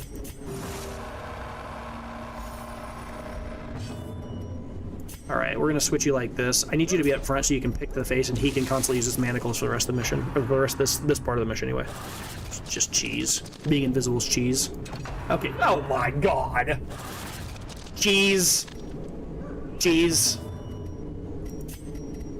Alright. Well struck. Putting our abomination in slot 4 is cheese. Good lord. Alright. Cool game. Am I gonna lose this mission to 2 retarded horses? I might actually. What? Oh, look, guys, he's at level 1. It's the 15th time they've gone to 1. I'm getting cheesed hard here. Can we please stop? Okay, I finally got a good heal. Cool, awesome. Yep.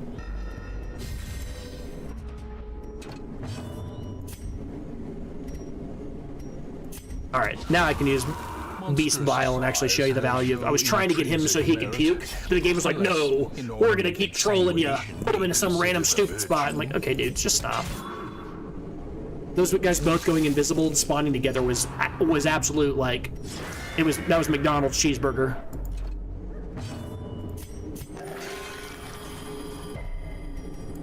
I've rolled a 1, a 0, a 0, and a 26 on those abilities now. Cool, and you can't even hit anybody from this slot.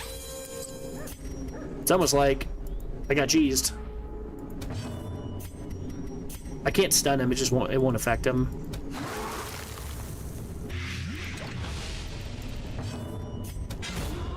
Thanks, dummy. I'm glad you're finally gone. No more cheese. The cheese is finally gone. Maybe not. 0, 1, 0, 1, and yeah, these heals have just been abysmal. Get me out of here. All right. Again, I can't transform here, but that's okay. We can still Beast Bile and get a lot of value out of it. It's still pretty powerful here. Remember, we're still doing raw high amounts of damage here. Really high protection, so we ignore it. Eradicated. She's kind of built to do that. We really need a good heal off of our guy who's supposed to hit for large heals instead of getting a 0, 1, a 0, 1, and a 26. That's a pretty bad variance there. I'll just say that. Your stun doesn't really affect anybody here because I was trying to build it around the back line, but that's okay. I can stun one guy, I guess. That's better than some random plague grenade, I think, here. Can you please heal one time? Yeah, I guess not. I should just assume he's a Vestal at this, a crappy Vestal at this stage.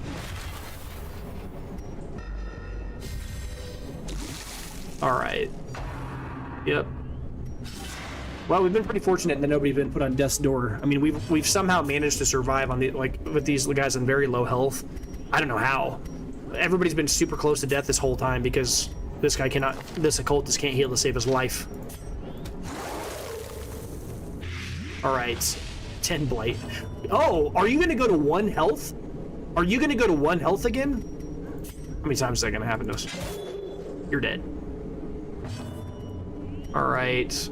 I almost want to just heal with this guy. This guy has a really high chance to stun. Really, yeah. Let's just heal. Somebody's got to be a healer on this team, and it ain't gonna be my occultist, I guess. So we'll take care of it since you can't do it. Oh, and now he feels threatened by our plague doctor, so he started healing again. Weapon that cuts on its own. Yeah, go to 1 again. This is the 4th guy that's gone to 1. Cool. All right. We've taken way more stress in this mission than we should have because of those stupid horses. Holy crap. Like, way more stress than we should have taken. Their formation is broken. Maintain the offensive. Yeah, sure. Alright. Go for a heal. Wow, he's finally started healing again. Cool. Alright, this is where Plague Grenade's good. Finally. Finally! Finally! That feels good. A little bit of luck's going our way here. Yeah, that's a lot of heal, but I don't really care that much. We're blighting, so blight kind of undoes it. Slowly. Nice heal, nerd. Gently. You're dead. This is how a life is taken. All right. Okay, this is where Beast Bile is nice. Beast Bile is nice here because Beast's Bile is nice here. I don't know why I couldn't say that. Because now we can actually like maybe kill this crystalline aberration. It has 0 blight percentage resistance, and we can keep on working on this guy that's healing himself. I don't think it kills it.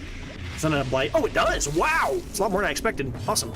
Now, we can't see the invisible guy. That's a downside, but we're hopefully going to be able to offset this blight with a heal from our... Do we do that, or do we just try to kill this guy? I'm not going to deal 5 damage to him. Just go for heal. 9's fine. It's not bad. Alright, I'll just heal again. One of the reasons it's nice having like this plague doctor whenever you have the occultist, because the occultist is just like a troll. He just does whatever he wants. All right, that offsets that damage we just healed for. And this heal looks like it's a lot, the extra heal that we're taking, but I'm not really that bothered by it. It doesn't matter. The biggest threat to us is Unforeseen, stress. unforgiving. Sure. Hopefully we get the chance to like camp or get rid of some stress here. Oh, this is a big heal for the whole team, right? This just heals her. No, The symphony will soon continue. a bunch of heal for her is what I was gonna say. Awesome. All right, now I need to get you up here, so you should be able to use it again, right? Oh, yeah, and then you get to use this twice again. That's what I thought. It's per wave. Okay, so it is in our best interest to perpetually use the emboldening vapors at the start of the fight. We just got cheesed that fight. Like, it looks like it was worse off than it should have been. Like, we were doing great, but we just got hit by an unfortunate comp of like 2 horses, and they both turned invisible, and they're both in slots like 1 and 2 and 2 and 3, and we literally only have one guy on our team that can actually deal damage to like slots 2 and 3 simultaneously. We just got cheesed by bad luck, the spawn of those enemies. Sure. All right, this guy has really high dodge. I'm gonna deal with that. The dodge is obnoxious. No. All right, so here, again, our goal is just to kind of make it through this whole thing. We're gonna get stressed out. One of our guys is probably gonna go over the edge at some point. I don't care. We're just trying to push fast. Fall to the ground, go invisible again. Change everybody's locations. All right, really unfortunate. I said earlier that like them being invisible was going to be a pain, but like I said, like we could probably be fine if we just kind of ignore it and then wait till they come back. But them going invisible and then dealing a bunch of damage and then changing everybody's location and also adding a bunch of stress is a little bit above what I was kind of remembering on this location. I didn't realize that they had that much cholesterol in their kit. Pretty good when I can actually hit you and you don't hide. Inspiration. Yep, change everybody's locations. Jeez. Actually didn't even matter that much. Awesome. Cool. This time you didn't put my abomination in slot 4. The literal worst place you could put them. Protection is 15. It's a lot different when I actually get the chance to hit you and you don't like bring a second one of you and do some weird crap. All right, go for a heal here. Honestly, like I think a heal is probably the best use, despite. Oh, actually, on him, he's got blight. Nice. We already used our vials, so we need to offset that as soon as we can. Okay, so this is fine because he can hit and take care of the second one really quickly. Oh, did it go to 1 with the 2? That's fine. Still pretty powerful, and that's great because it puts that plow horse in slot 3 and 4 or 2 and 3, so we can actually hit him. The bigger the beast, the greater the glory. I didn't mean with her. I actually meant with a different character, but that's fine. That worked out really well. We got a big crit, so that's great. We'll take it. All right. This actually has the chance of killing him. I mean, it has to roll high, but it can. Cool. It rolled a 2. Yep. You go first. That's great. That's all we wanted to see, because now we get to punish this little horse before he gets the chance to actually paw the ground, unless he goes super fast. He could. Okay, cool. And now he's going to paw the ground. That sucks.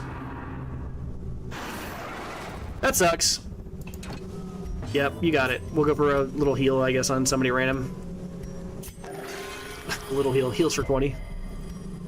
All right, heal somebody. The stress is becoming an issue. Is a rarity in the fevered pitch of battle. Yep. But luckily, you're going first, so I get the chance to actually punish you for this. Does this work from slots? It works from slot 3, so she can throw. That's fine. She can throw poison darts. I just can't have her move forward with lunge, because then our abomination can't move forward, and he needs to be able to move forward with slam. Cool. And then we'll remove that random dodge that this dork has. Get out of here with that dodge. You need to die fast. And then I'm going to move my Plague Doctor. We're just going to move you back here. Okay, that's fine. And then you should be able to outright kill him, I think, with lunge. This should just kill him. cursed champion falls. Don't sleep on Lunge. Lunge is actually wild. Like, it's not just that it deals a lot of damage and has a really high chance of crit. That's what I wrote up, right? I talked about that earlier. My goal was essentially to lean heavy into the crit modifier. And the fact is, if she gets moved around, which she was getting moved around anyway, she doesn't care because I can just lunge with her constantly and get her back to where I want her. The game's like, no, we're going to put her in back slot. Nope, not going to allow it. I'm going to lunge forward. And then in addition to that, it synergizes with the blight damage that the other character here, of course, the Plague Doctor was dealing. Then you add on top of that, it has such an enormously high crit modifier that the chance of us critting on this is 12% plus 8% off of the surgical glove. That's 20% before we even get to her base.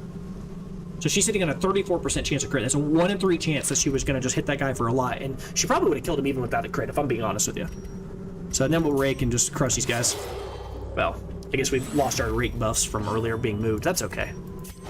As long as these guys don't, like, sow the earth or whatever, or hit us with some random debuffs, I don't really care. You might... no, they're both on, like, 2. I'll go for a crit, hopefully. Remove some stress, that's what we want. Remove some stress. Yeah, ceaseless labor.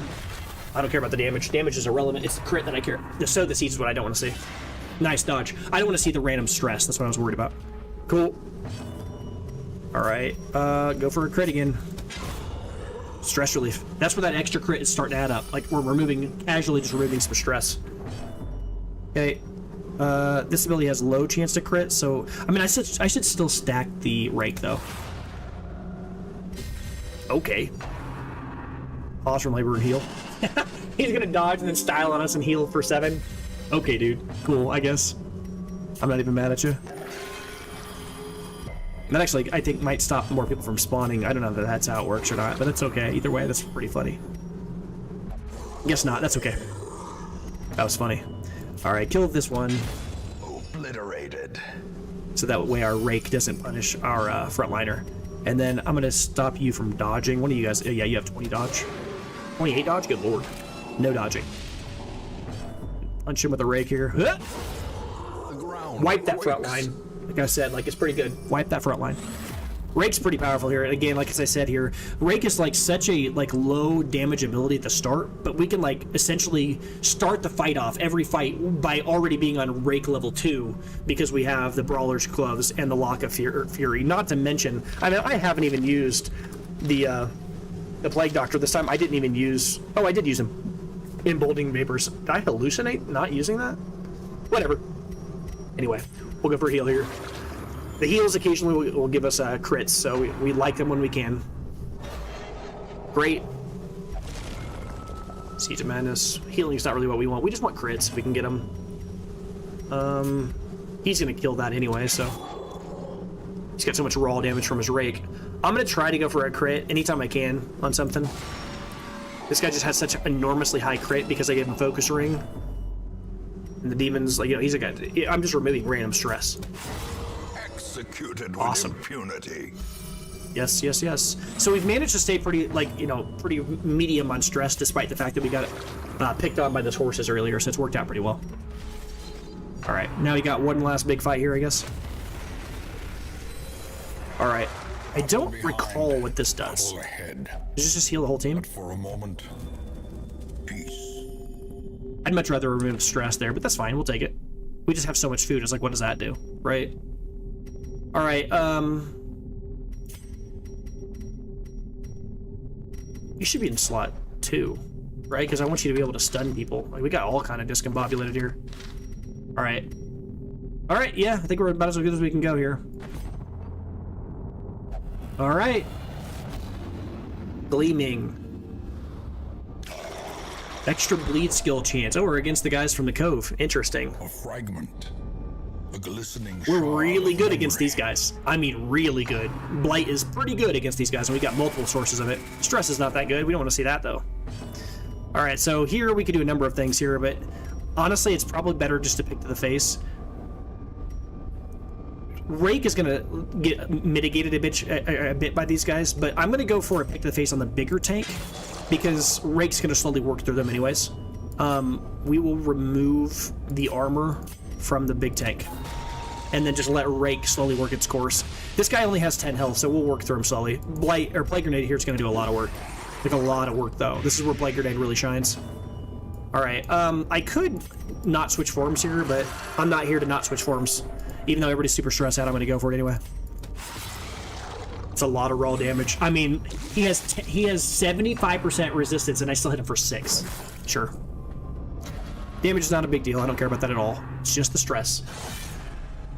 Nope. Damage does not matter. It's just stress. No diseases, please. Debuff.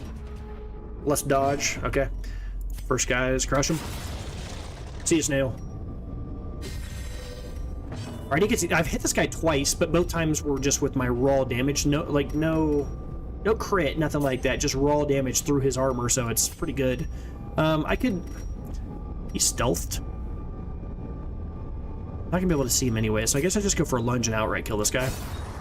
Well, I hit him for exactsies, which is pretty cool. I didn't mean to do that, but sure. Call it deep. That's fine. I was just worried that I was gonna see extra stress stuff. So this guy's visible now, so it's probably worth it to just try to crit him out. Like, I could remove the protection from this guy, but I'm trying to remove as much stress as possible, right? Rake is gonna take this guy out in 2 rounds anyway. It's not really a concern. I just want to get crits if I can. If I can sneak in some crits, that would be really good.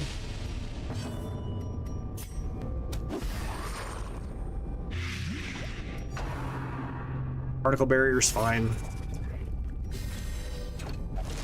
Sure. Rake's gonna hit that. Didn't even matter. Okay. Yep. Another one falls. And see, those little crits occasionally are helping a lot because he's stressing himself out every single round. Kill the tank. And then now, I can't hit him. I can't hit this guy with the ceremonial cut's totally fine. I can't hit this guy with my my plague doctor, but I can't just kill this guy with a weakening curse outright. The question is, would I rather just take a round off to heal? Because this guy's just gonna die on his own. Yeah, let's heal. And then use the plague doctor to heal herself. Yeah, that's the right play. Oh my god, enemy crit too. Awesome. Well, I think this is one of the last few fights we're gonna have before we have a big fight at the end. Man, he survived that? Wow, okay. Do I just kill him? No, let's get rid of the stunner. I'm more concerned, believe it or not, I'm more concerned with the paralyzer in the back because he can just randomly, yeah, like that, and stun a character who I need to be able to attack. Bleed doesn't bother me. Wow, really after my plague doctor, huh? She's just getting absolutely obliterated. Good lord. No. Hooked, bled, hit with every single ailment ever. It's a lot of damage. A lot of damage. Alright, heal her. A momentary abatement. That's 3 zeros she's rolled this mission out of I think 6 heals. Absurd. Okay, so now he switches forms and can't rake anymore, which sucks. Self-preservation is paramount at any cost. Okay, so now that's the downside of this character. I probably have to absolution for a bit, and I won't be able to use rake for the final fight.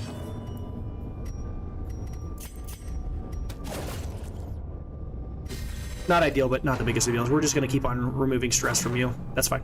That was a really good dodge, though. We need some time to... This guy's gonna blow up, isn't he? Oh, crap. Can I stop that? I don't think I can. Is I gonna put her on death's door? Let's remove the dodge. Maybe we get the...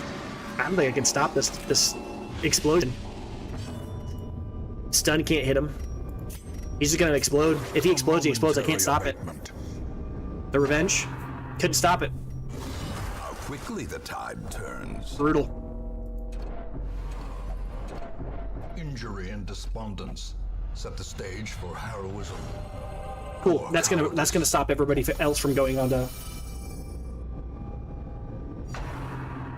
What? What? Oh my god! We're probably gonna have to leave then. Wow. Of dread. Yeah, that was a brutal set of rounds. Sure. Unfortunate rolls there. From becoming unwound. We got totally screwed over there by the revenge. I was trying to line up a kill on him, but it just didn't end up happening. That's okay, whatever. Alright, so I guess I'll laudanum, whatever. It's not gonna matter. We're probably gonna have to leave here in a second anyways. There's a chance we survive this, but it's pretty low. What it basically comes down to is, can I kill? No, because he has to use absolution. He can't even do his normal things here. Well, that's a good start. Yep. Yep. Well, that's the only thing you can do, so that's, I mean, kind of what I was going to do anyway, so that's fine. All right. Okay, well, if you're just going to kill us, you're going to randomly pass. That's terrible. What'd you become? Oh, hopeless, so you're probably dead. Nice dodge. Well, that's good that you didn't die here, because I needed that. You surviving is actually critical here, so... Did that just happen? All right, we're switching spots. I need you to be able to like start stunning people here so that you can kill him. A decisive pummeling. Real awkward situation we're in. Just removing everybody's stress here. Okay. Yeah, that's bad. Nice dodge. Yep. Okay, we can remove that bleed though, so that's fine. The will to fight falters. We have 2 people that went powerful. Whoa. We could turn this around. We might actually literally turn this around despite everything. What? Really funny. Go for a big old heal. This has got to be a good one. Okay. What is even happening? A powerful blow. Awesome. Yeah, if we can heal our backline, then we'll be in a really good spot here. I don't know if we'll be able to pull that off. Don't pass your turn. I was hoping to use manacles and stun the back guy. I knew it. I knew it. Blood soaks the soil, feeding the evil therein. That crappy little act out. He did a crappy little act out because he was stressed out, he was selfish, and he decided to heal himself and then screwed us over. Because if he had got to use manacles and stun the pelagic piranha, he's a piranha instead of a grouper. Interesting. Then we would have been fine, but you know, it is what it is. That's no big deal. Again, as I said, I don't really care if we lose people on this mission. There's not really any downside to losing people. It's probably still right to heal, right? Or do I remove armor? Well, when I heal for 5, it feels real bad. See, the problem is losing that character matters a lot because she was our anti-bleeder, and we have no ability to stop this random bleed if we get bled. Well, we didn't get bled, so whatever. We're very close to winning here. All we got to do is get through like 1, maybe 2 guys. Yep, that's actually the right person to hit. Well, hitting for 20 is pretty ridiculous, but good luck, I guess. The end approaches. Yeah, Beast Bile sucks in this situation here, so we go for a stun. That's what I was trying to do before the game decided that it wanted to kill our Plague Doctor. Yeah, there was nothing I could have done there. The game just decided it wanted to give them a freebie. It has pretty high protection or stun resist. I guess I just go for a big heal. Just there's not like an obvious person to give it to. I'd like to remove its armor, but it just hasn't worked out well. Sure. Okay, every single ability they have crits, so that's good.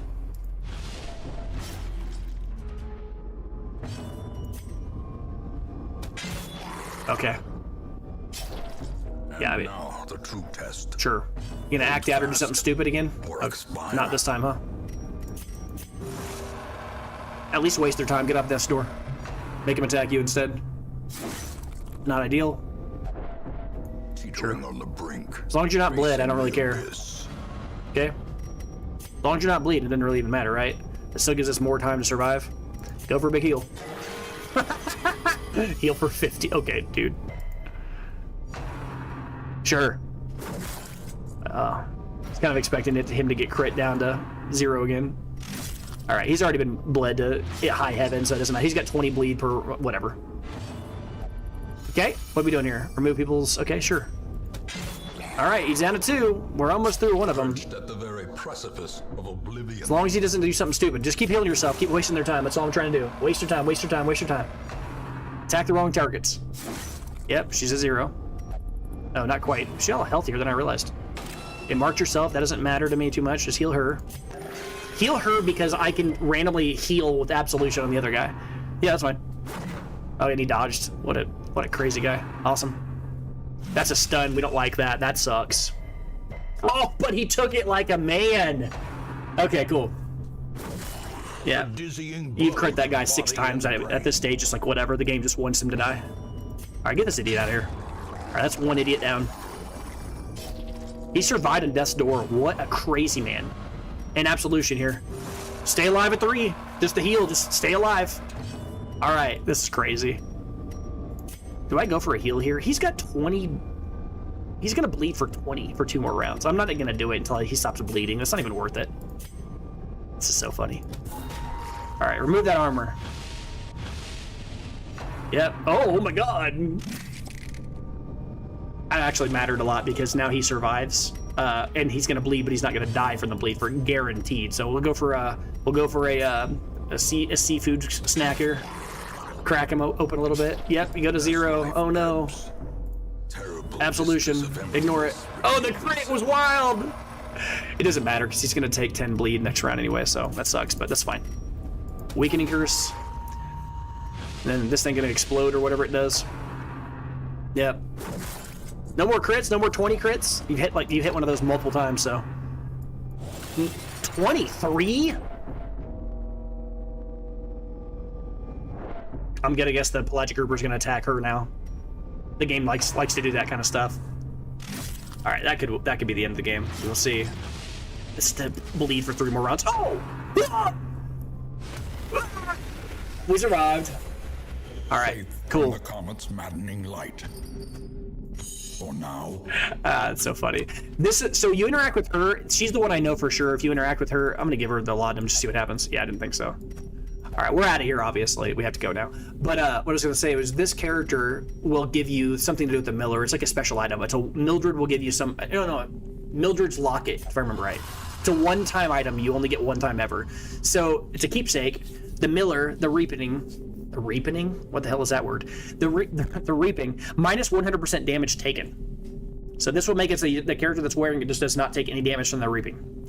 So that's interesting because it means that you're probably going to fight the Miller a second time. Or I don't know how many times. So plus 40% blight resist. All right. Plus 3 speed, extra damage versus the Miller. So this is kind of like the item that you use that we'd want to bring on our frontliner that was going to deal a bunch of damage, or maybe like a marksman that was going to just constantly spam it down. But yeah, that was it. We won. We somehow got through. I don't know how we didn't lose more dudes. That's wild. The occultist decided at the very end just to keep healing everybody and keeping everybody alive. It was actually quite a funny, mixed emotions because we almost survived with the plague doctor. We somehow managed to almost get everybody healed because everybody was healing. We were getting everybody back off death's door after that stupid revenge that put us at 0 because he exploded, hit everybody for 1 million, and I just didn't have the stun to hit it.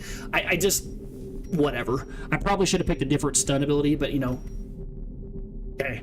But what ended up happening though was we somehow got everybody off death's door almost, except the plague doctor, and we would have got her off of there if I was able to use the manacles. But this idiot decided to be selfish, like he did that one time we were fighting against Wolf.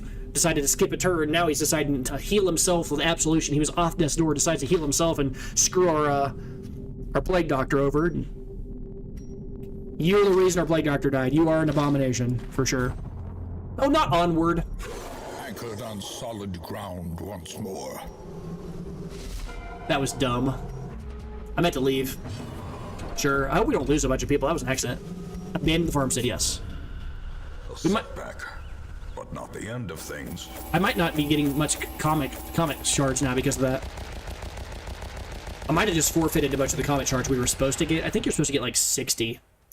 I might have just lost some. That was an accident. I fat fingered the wrong button. I meant to leave. That's no big deal. But you kind of get the idea of what one of these things is. You go get some comic shards and you just keep farming them up. All right, but as we see here, refracted. I think this character is not actually dead. I think she's just gone for a few weeks and then it comes back. I don't know. See, it says affliction refracted. But I don't know. I'm not sure what that means now because the character's like dead, but like not dead. I don't know.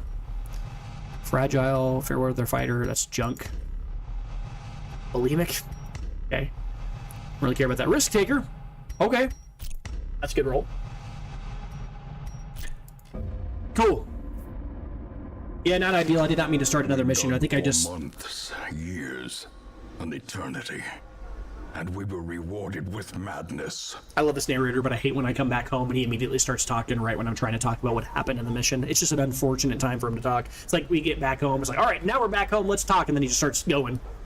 Love the character, which is unfortunate timing. But I was going to say was, you can see here, Moyox. I'm not even going to try to pronounce that name. I don't know what that is. But this character died, but is not dead, right? It's just refracted, it's gone in the ether, some other place, whatever.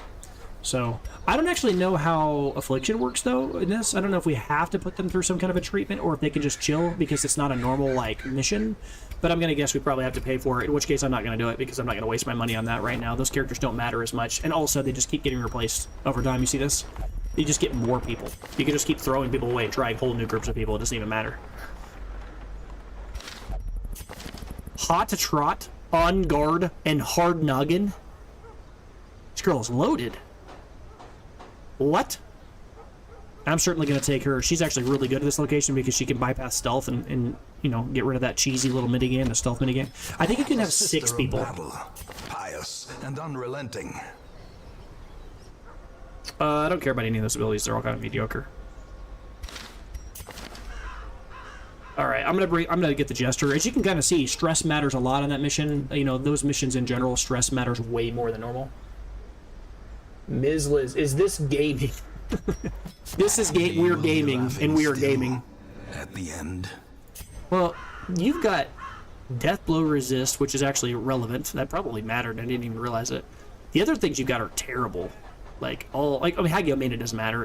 A lot of these negative effects don't even matter. Cophobe, all these other things don't matter. Demonomania. Actually, most of the negative things that normally suck don't even matter in this character. Fragile actually matters. Less health matters in this location. Balance is kind of funny in this character, I guess. Unyielding's fine. Cove Explorer's irrelevant. Fair Weather Fighters, okay, I guess. But what I was looking at here, though, is she's got Thick Blooded and Quick Draw. Those are pretty solid. Rune's Tactician's essentially irrelevant. I'd rather have her than this Highwayman, even though I already have a Grave Robber, because his abilities are just irrelevant. I mean, Irrepressible, I guess, is technically does something. I mean, we just saw how everybody got put over the edge on stress, but that shouldn't happen if we actually have a useful character like this this Jester who has Inspiring Tune. You can see why Inspiring Tune and the ability to remove stress matter so much on this mission. Stress removal is extremely important on the farmstead. Like, it's one of the most powerful things you can have on your team, because that's kind of like, they're kind of like the Crimson Courtyard. I don't know what it is about, like, these 2 DLC, but it's like the game designers who were like, let's really make stress suck on the DLC. So, like, the Crimson Curse, not really the Crimson Curse, but the little sycophant, like, mosquito guys, and then on the farmstead, all the random, you know, I'm gonna plow the fields and hit you for 2 damage, but I'm also going to hit you for 20 stress. It's all this just random incidental stress. The random invisible horse, trots through, tramples everybody, hits everybody for 20 stress. Each person gets it. It's like, good lord, dude. So if you have the ability to remove stress, pretty powerful. Also, another reason why I think, somebody like the Flagellant would be decent on that location, because he's like, okay, cool, now I'm rapturous, good luck. And I know a lot of people will be like, yeah, but they don't take almost any bleed. Like, bleed is terrible there. It's like, yeah, but you can offset it pretty hard. We saw that earlier whenever I was hitting the Miller. He had like 220 or 212% chance to resist bleed.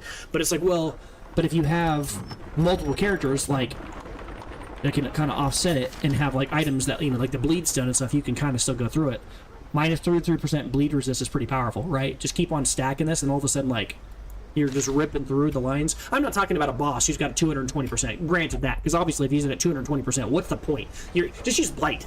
You'll just kill him anyway, because he's only got 80% resistance to Blight. Why go through all that effort just to kind of get him down to the same level he's on Blight? Just use Blight characters. But those enemies don't have that high bleed resist. It's just the Miller that seem to have that. I think, realistically, item-wise here, nothing. Oh, the items didn't change. This is what was there before we went to that mission last time. Is the things not change by the week when you go to the... Maybe the farmstead is not considered a normal week. Maybe time doesn't go by while you're there. Is that true? No, these items changed. Ooh, the Ancestral's pistol. I want that bad. I might go do that. I don't think I really care about any of the rest of these items. The Ancestral's Portrait's cute, but it's not really, like, a good item in any real way. The rest of these, out of the items that are listed here, the only thing I even really care about is probably this. I mean, I do want Fortifying Garlic. Also, Wilbur's Flag is legit. This item is real good. It synergizes really well. The two abilities on there synergize really, really well with the like the melee focused, riposte focused version of the Highwaymen, and it's also pretty good on the Man-at-Arms, but really good on the Highwaymen, I think. I mostly live with modded characters, so my knowledge of the vanilla heroes is fuzzy. Yeah, that's one of the problems. Like, I had a lot of people talk to me when I first started the series that were saying, so you played the game before? And I said, yeah. So, like, have you beat it? No. So, well, if you go back through and play the entire thing through, you're going to start a whole new campaign. And I was like, I think I'm going to do that, because part of the reason I made this series was because I was trying to show this to some of my friends who I told, like, 10 years ago when the game came out that they should give it a shot. They'd somehow missed the bus and never tried this game. And I was like, this is a great game. You really will love it. Especially nowadays, a lot of AAA games just suck.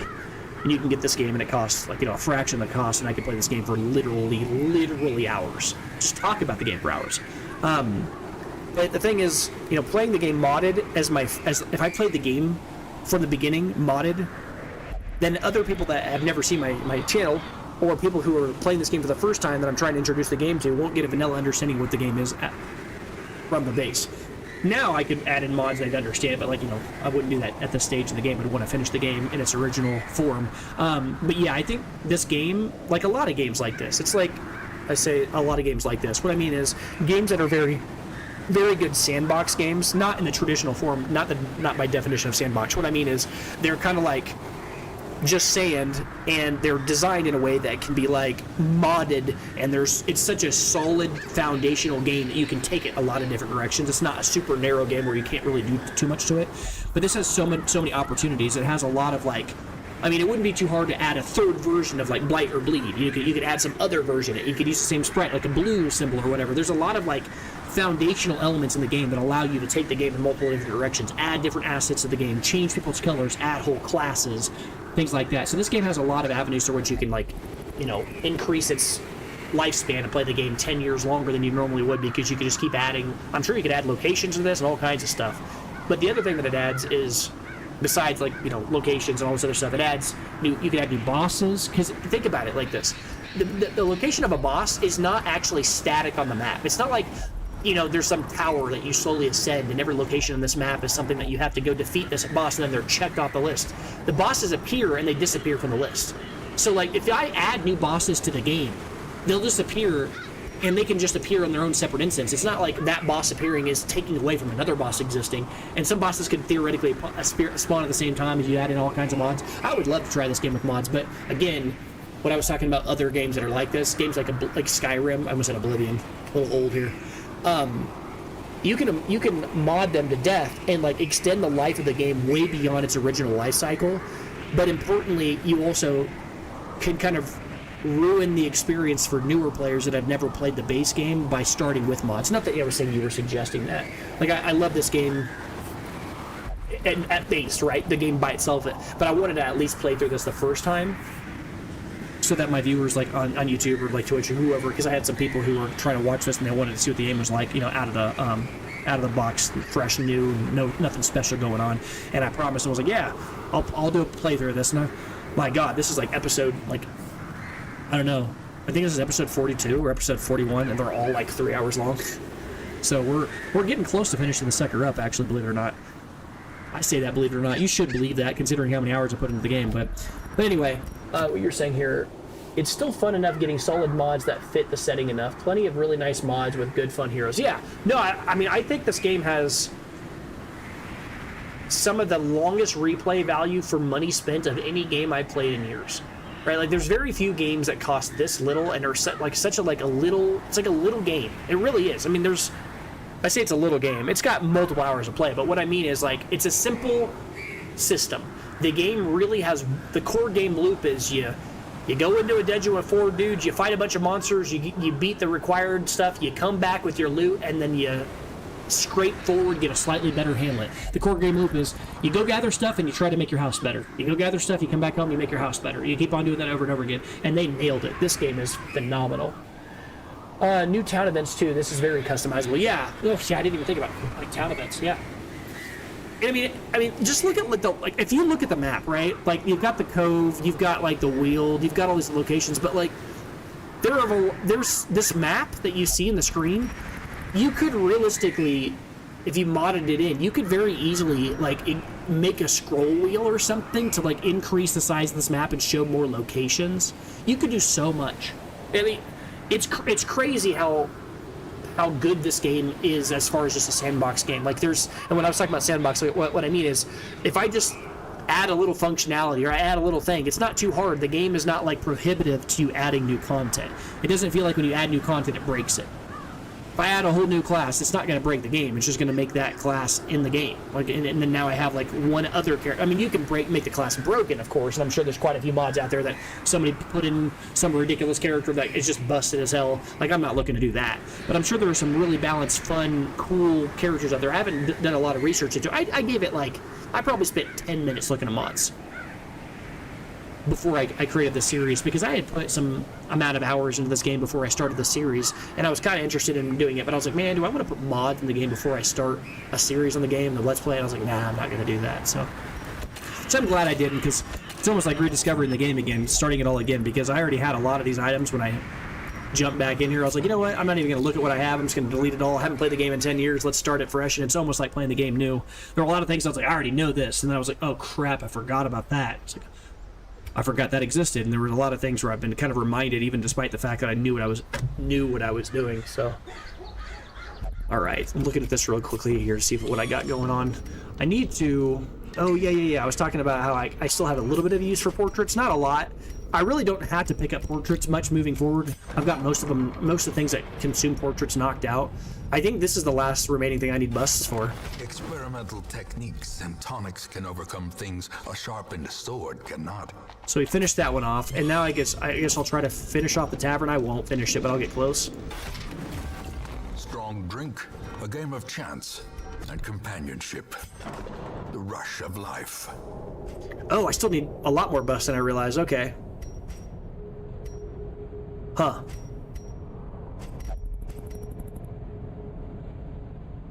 Okay. Gilded icons and dogmatic rituals. For some, a tonic against the bloodshed. Okay, so we do have a need for some more busts. What I was saying was, I already have a lot of these random, bonuses for our town already knocked out, and I was saying none of these things require busts, or the ones that I've already unlocked might have, but I've already unlocked them. So the only thing I really need now in mass is quite a bit of deeds here, and then a lot of crests, which is fine because crests are a lot more common than any of the other. But I think I'm actually going to unlock one of these because I think I have enough to do this. Yeah, look at this. So I can do these now.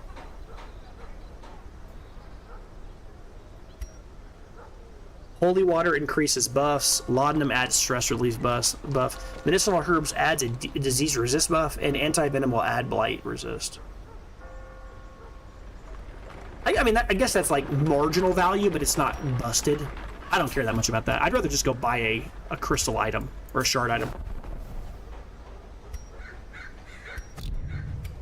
Yeah, let's just buy a shard item instead. What would I like to get here? I guess I could get the cluster pendant and just, kick that decision down the road and just keep bringing this and try to get us extra shards every mission. It's a boring choice, but I could do it. Let's do it.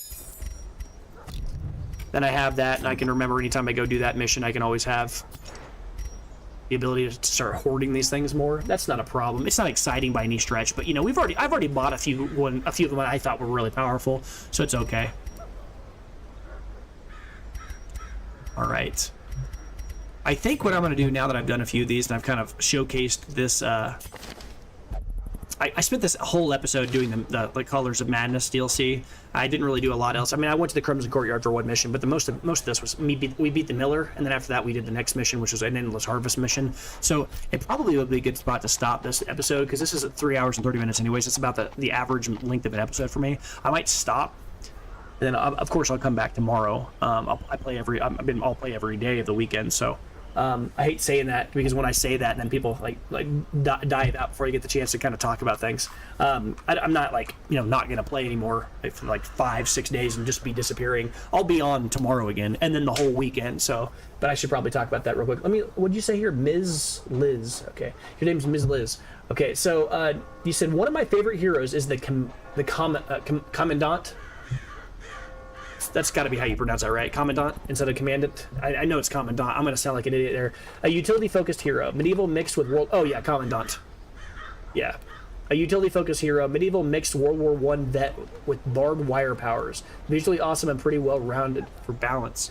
Yeah, that sounds interesting. My biggest curiosity is, does it fit the aesthetic of the game? I don't mean is it gritty. I mean, does it fit like this kind of Victorian England whatever thing? Because if you put in characters that look like they're like, I mean, to each their own. Anybody that you like, whatever you like. But I like my characters to kind of fit the aesthetic of something. I used to be, I sound like a gatekeeper. I am. That's how I am.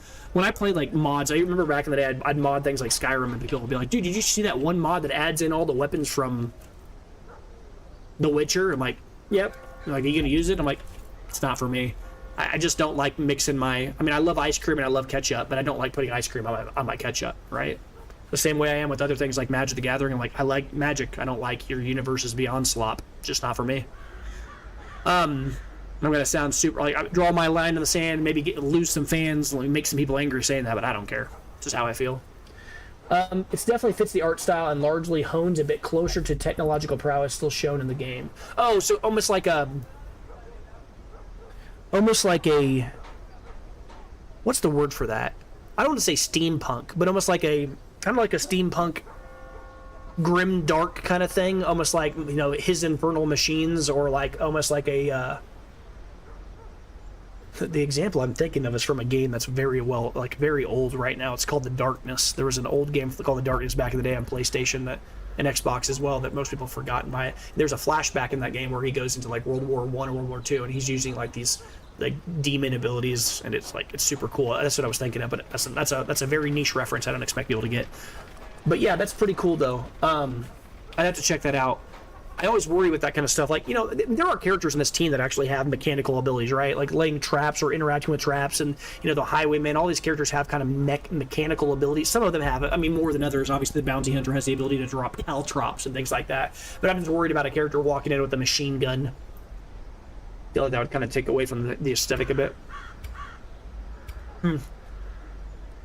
Yeah, I think what I'm going to do is I'm going to probably like do an outro here in this episode, and then I'm going to pick up tomorrow. I'm going to play around the same time tomorrow. I mean, I'll probably play from like 5 to like this time, maybe play longer since it's, you know, it's a Friday night, and then I'll play on Saturday, Sunday. But I'm going to go ahead and kind of talk about my channels and stuff and just do my outro and explain what all that is. If you want to hang around for it, you can. If you don't, I understand. I appreciate it, but it always feels real awkward talking about that towards the end of an episode. So, okay, so to see people kind of taking off here. So, all right, that's going to do it for this episode, guys.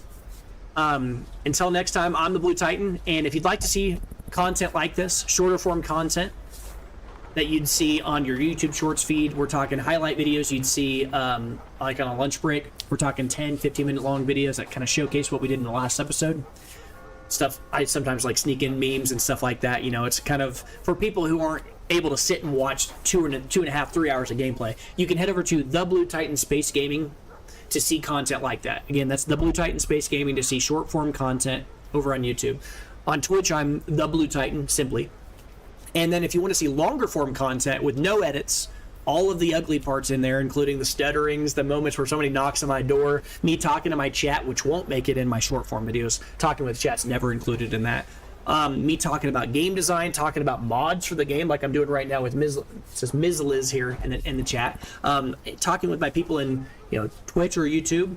You can head over to the Blue Titan Space Gaming Space VODs, right? So the Blue Titan Space Gaming and the Blue Titan Space Gaming Space VODs to see longer form content, no edits. That's just where I put my entire videos, the entire series from the very first all the way to the most recent episode. I think that's now going to be 41 episodes so far of 3.5 hour plus game videos.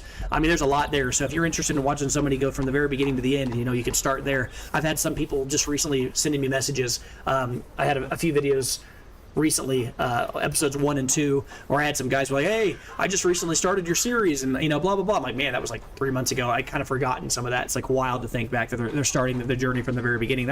You're a trooper to start back from the very beginning, but that's why it's there.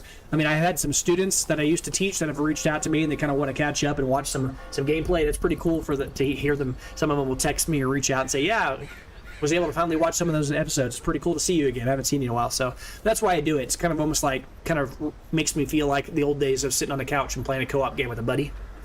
Way back before the world changed with COVID and everything's online gaming nowadays. So kind of makes you feel like you're sitting on the couch with somebody playing Mortal Kombat or something, being able to talk with people and chat like this. I like it. So, but yeah, I did my outro, so I'm gonna quickly just end things here. So again, thank you for your time. Nowadays, I say this sometimes, but with the attention economy the way it is, you've got so many other things you could be doing. You could be watching a number of things. You could be watching YouTube, you could be watching Twitch, you could be watching Netflix, whatever. There's a lot of things you could be doing. You could be playing games yourself. But you chose to sit here and watch me play this game and talk with me in chat or rewatch these videos. I appreciate that. And if you like these videos, I mean, give it a like, subscribe, send me a message, let me know. I mean, I read every single message I see on every single video. I'm a small enough channel, I see everything, I try to respond. And anytime I see every single subscriber I see, it gives you that little dopamine hit. I'm like, yeah, somebody's interested in my content. It makes me feel good. So the small time creator feeling, it feels real good. So, yeah, thanks for your time, and I'm gonna end it here. So until next time, I'm the Blue Titan. Take it easy. Bye.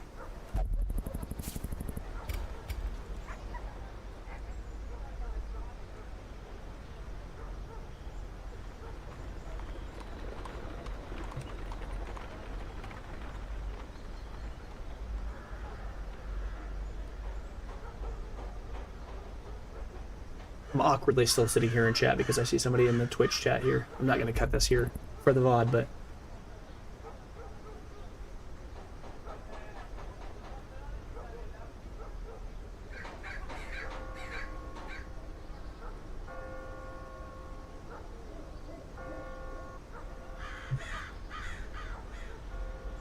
Only gun he has ever had is the standard pistol. Oh, yeah. I guess I talked earlier about guns and how I don't really like guns in the game. What I meant was like an AK-47 or like an M4 or like some kind of like, M16, some kind of a new agey kind of assault rifle or something like that would feel really out of place. But yeah, flintlock pistols, muskets, things like that obviously fit the aesthetic. It fits the time range. So yeah.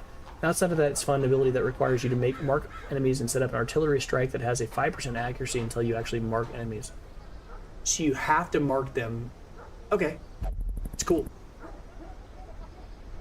Mark is a mechanic that I don't spend a lot of time. I mean, I have used it quite a few times, but I haven't talked about it as much as I have talked about other synergy abilities or synergy teams. But it does matter a lot, especially as you get higher up, because a lot of the mark abilities have the ability to remove dodge as well as protection. So I'll be talking about that as I get to higher missions. We're starting to see that.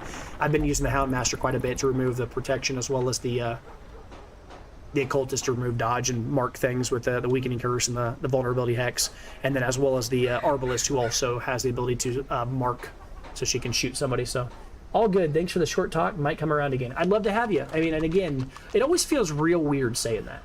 Like, it feels like a little artificial to say to a person, hey, if you like my videos, like and subscribe. But I mean, I really don't know how else you actually get a person to kind of say, hey, I'd love to have you back, without them thinking it's like, oh yeah, but everybody says that. Is that genuine? No, I mean, literally, like, I would literally sit here and talk with people all day about this game and just game design in general. I love it. So you hanging out and talking and chatting to me is just, I mean, I love doing this. It doesn't matter if, I mean, like I said, when I used to be a teacher, I don't care if I'm doing it for one person or 10 people. I just love it. It's fun. The outside of the artillery, very interesting buff that raises minimum damage that he has for a small support. Yeah, I think that idea is really cool. It's almost like taking the arbalist to the extreme, right? The arbalist can deal a little of damage. She's not as effective as she is when you set as she would be if you set up the mark. But obviously she's pretty accurate, very accurate actually out of the box. But it's just when you mark, it's more powerful. The crits are higher. But I love the idea though, like dealing less damage until you mark someone, and then after you mark someone, then you're really good. But obviously that makes the character far slower. But it's worth it, right? It kind of offsets it. That's a really cool idea. Yeah. Somebody else is jumping in I think somebody else just jumped in to watch the stream right as I'm ending things. Whoever it is that just jumped in the chat, I think you just happened to jump in right as I was ending things. Sorry to see that somebody joined right as I was getting ready to get. Man, that always sucks when somebody joins like that. I'll just say this really quick to you, and anybody that's interested. I plan on streaming tomorrow around this time. Actually, probably 5 hours minus from right now. Around the 7 o'clock time frame, and I'll stream most of the evening. And I'll be doing on the weekend as well. I love having people. It's always fun to talk with people. I like this game. It's fun.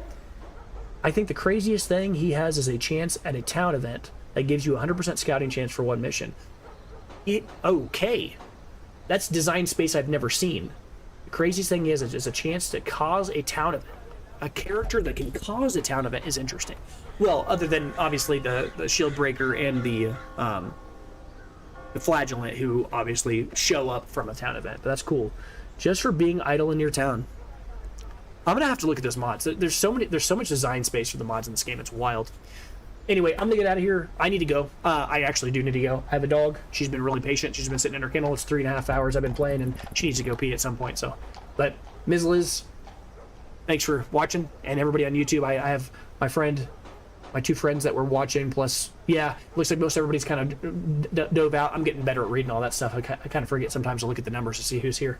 So, if you ever get into it, I got plenty of pointers. Yeah, no, and like I said, like, I have no issue at all, talking with people and and the more I talk with you, the more I'll feel comfortable. Sorry to hold you. No, you're good. I said I love talking about. I mean, literally, this is the longest I've stayed after an outro. But yeah, I'm totally cool. I can just chat like this all day. It doesn't bother me in the slightest. I'm a chatterbox. That's the gift of gab. They always said, like, my mom she always had the gift of gab. I guess I do too. So I have no issues doing it. And this is the only avenue through which I can really talk this much to people in general. It's the only avenue through which I can kind of find my, chatterbox, utilize that part of my personality, because I went from being a teacher to like a data scientist now. And so, like, I work from home entirely, and I have, like, almost no interaction with humans outside of the intentional, where I go out of my way to meet people. And so that's one of the reasons I got a dog. It's like, that way I can actually interact with people and stuff. I can actually talk to people. So you being in the chat and chatting with me, not only not a problem, encouraged. I love the nonsense conversation about anything. It's great to talk to people. So I'm sincere from my heart. I love talking to people. It's fun for me. So this has been a very positive outlet through which I can actually communicate. Chatterbox, like I said. So, Ms. Liz, I appreciate your time, though. I am going to go ahead and go. So, like I said, if you want to subscribe, I'll see you again if you do. If I don't, then maybe I'll catch you around. If I don't, either way, send me a message or whatever. But yeah, thank you so much for your time. I'll see ya.